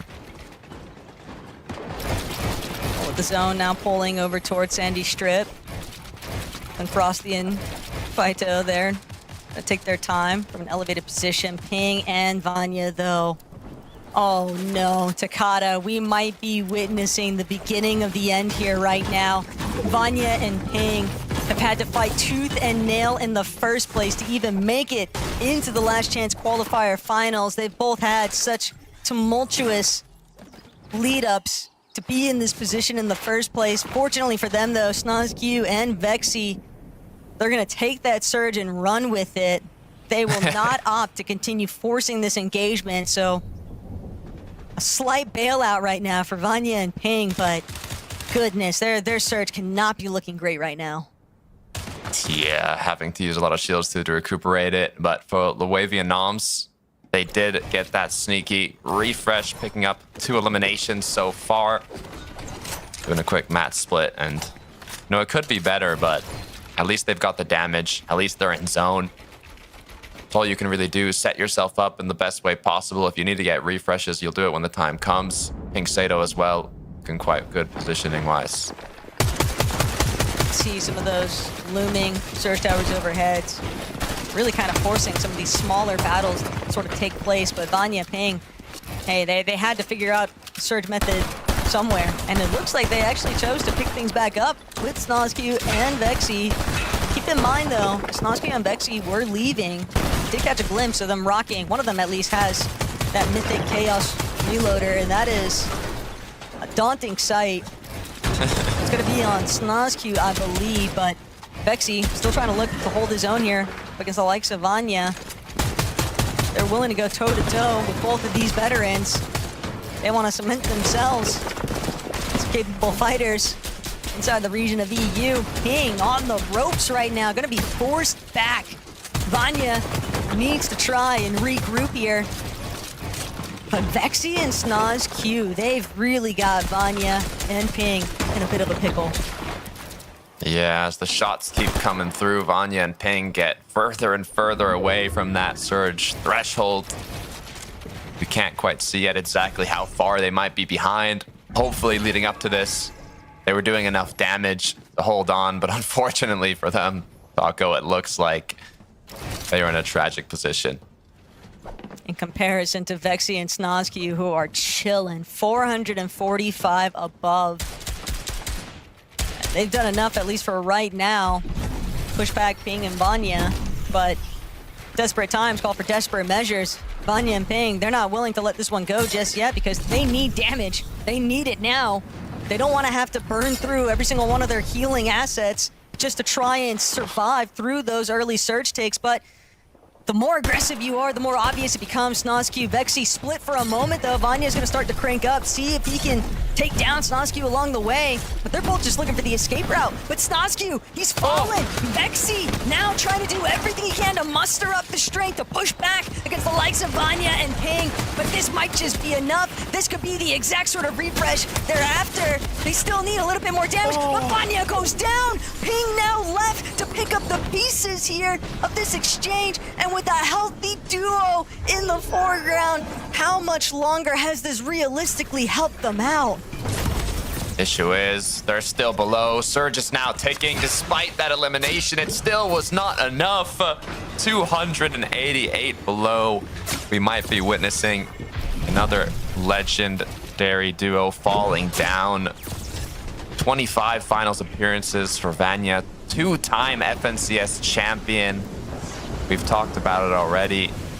EU competitive is changing. New talent is rising up, and the legends, a lot of them seem to be falling behind. It's only moments before Ping gets lobbied, I fear. Leches and Avery, unfortunately, haven't had a realistic chance to look back just yet. They're just trying to make it into zone. Ping, with the same mentality, does manage to just push himself up over that net search threshold. But how much time did he realistically buy for himself here? Now with Avery and Leches settled up, they have so much damage too. Ping, big response here. It just isn't enough. The The library of Alexandria, it's on fire, Takata, and we are just watching the ashes now of these legends in the scene no longer have their chance to be on that Major 1 Finals battle bus. The theme of this last chance is something good comes through. You get a smile on your face, and as quickly as the smile came, it gets flipped upside down. 81 above Vidil and Vampy. They're gonna need some tags leading into this match, and with the zone pulling north, at least they don't have too far of a rotate, but there's still a lot of teams in their way. But they've been fighting a separate battle to everybody else in this lobby, Takata. I mean, 2 lobbies that you finish in second place. So close, and yet it feels like they're just grabbing at smoke. It just keeps evading them. The victory royale has been so close, but so far here today. And I feel like it's almost worse when you're in that position of being that close and then falling short, especially when you're in the final lobby of the day, to continue trying to see whether or not you'll have the chance to even make it to the Major 1 Summit. That's home turf. That's home base for Vidil. And to think that he might miss out, it's just absurd. Coming from being the best German duo in 2024, Vidil and Reason, they were looking almost unstoppable at a time. We'll see if they can make it happen here in the last match. Now, Vidil up with Vampy, but for so, in this moment, high ground, Xenox and Co. They want to hold on. I see Pink Sato in the back of my eyes as well. But there are eliminations taking place as the map begins to pull up these mountain faces. Nelsif and R-Skill are going to take matters into their own hands. Podesai shut down. A little bit of friendly fire there from the Frenchies, but game is game, and sometimes that's just how things pan out. Vampy, Vidil, 124 below. While they would have liked to hold on to these splashes just a little bit longer, they're going to have to use a lot of their tools just to try and stay kicking in this one. But the good news is that the elevation shifts are brutal for everyone. Vidil connects, big shot, Nog comes through, just one more, and the double elimination onto Like. He seems like this might be the real chance now for Vidil and Vampy to turn this one around.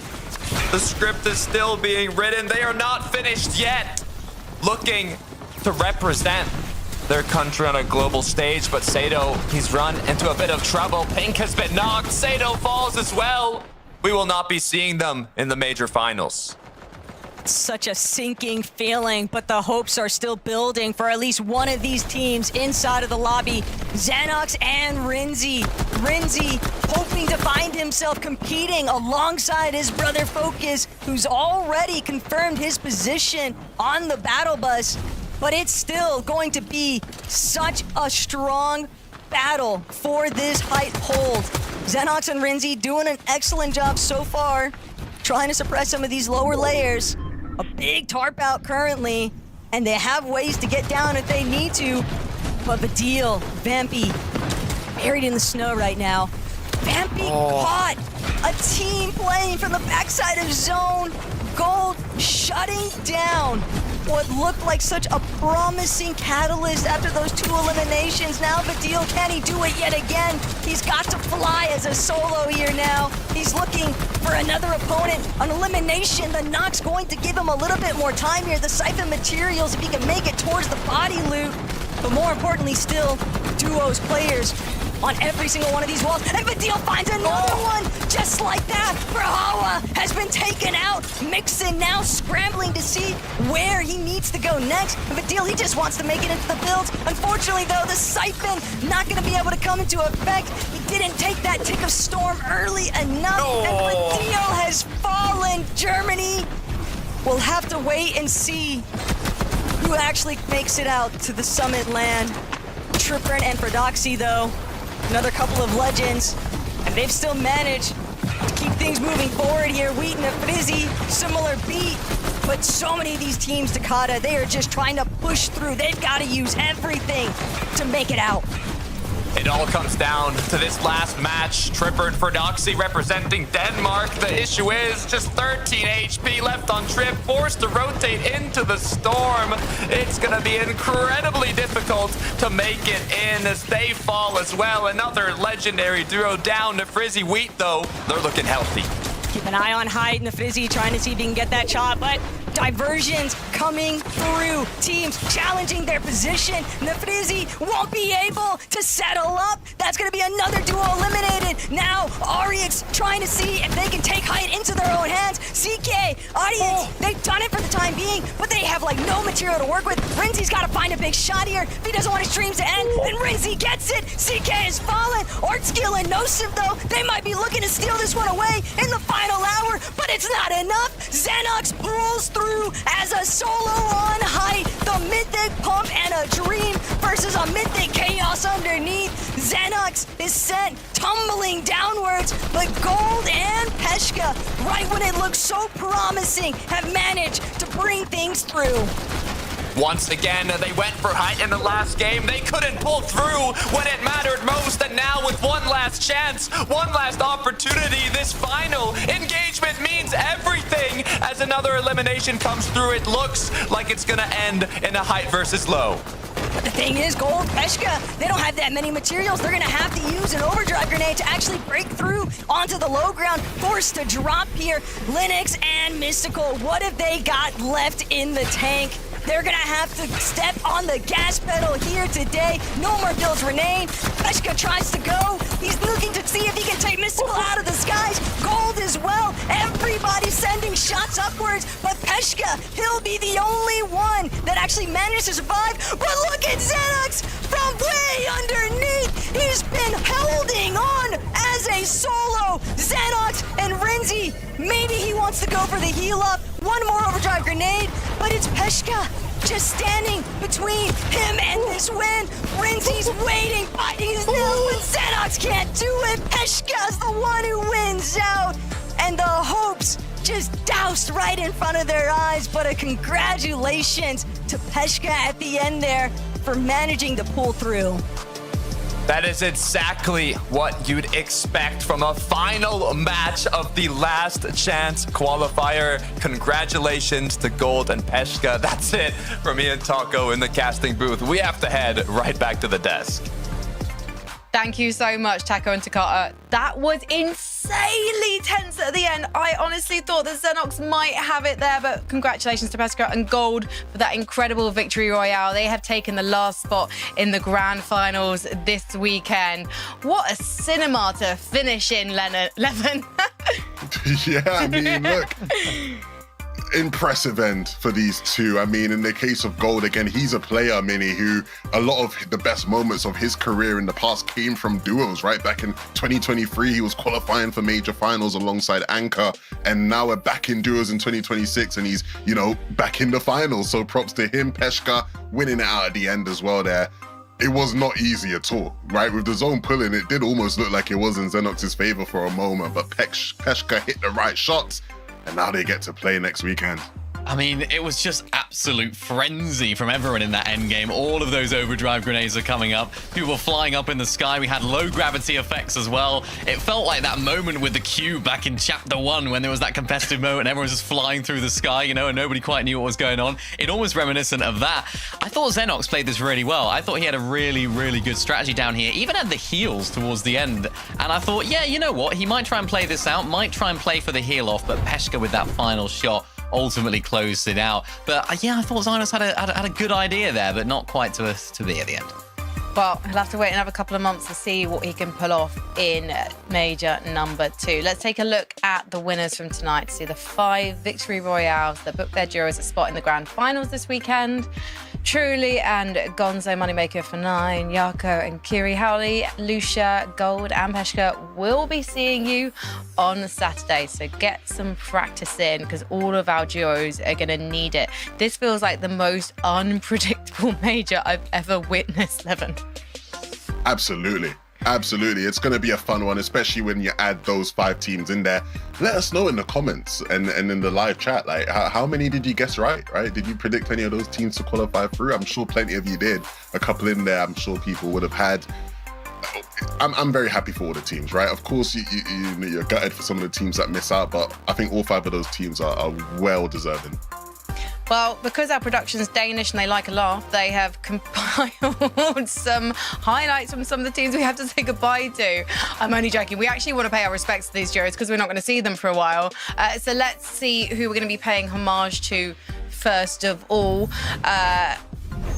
Here we go. So Vanya and Ping, the last-minute duo that couldn't make it a long-term thing, Mini Miner. Yeah, I feel like these highlights should be in black and white, really, because it's just so sad to see, you know, teams, players like this not making it through. Ping was left as a solo right there. Of course, Vanya down in the storm. They had a lot to do in terms of storm surge. And just overall the day, 11, it's just been really difficult for them. And then Pink as well, and Sato really shocked, I suppose, that these guys didn't make it. This is a tough one for me, of course. You know, I'm a big fan of Pink and Sato. I think, you know, there is so much talent there, and they're both, you know, great people who we want to see at these lands. This one, I think, is the most upsetting, though, when you look at how the games panned out today. Vampy and Vidil, 2 second places, back-to-back second place finishes, where each of them pulled up with unbelievable solo clutches, right? Like Vidil's clutch, you know, you had him thinking, wow, he's back in his prime. Vampy showcasing all the talent everyone's been hyping him up for, and it just didn't quite happen. And that's just how the cookie crumbles sometimes. The FNCS format is so brutal, but I'm sure they'll be back with a bang. And I hope to say the same for a lot of these guys as well. Yeah. It is going to be a really interesting break for a lot of these duos, and obviously they're not going to be playing this meta next time we see them either. I imagine quite a few of them will be happy to put it behind them. It has been such a long wait to even get to Major 1, given that we had a longer season break, and now the wait continues for a lot of these guys. However, let's be positive now, Mini Miner, because this weekend, it's anyone's to win. Oh, it's so, I mean, you said it before, unpredictable. If that's the word for this season, I think that's almost perfect for it, because we don't know what's going to happen. We've been so shocked, so surprised by so many times, and there's almost every single moment, I suppose, where we're thinking, yeah, it's going to get back to normal. We're going to see a lot of our big teams qualifying through. Last chance will do it. It'll be fine. Every single time we think that, we are proved incorrect. So this major finals, this grand finals is going to be super hype, and it's going to be very, very unpredictable. No 11-2K guarantees? You might get a guarantee or 2 on the weekend. Who knows? I think at the end of the day, you guys are right. We have to get excited for the weekend.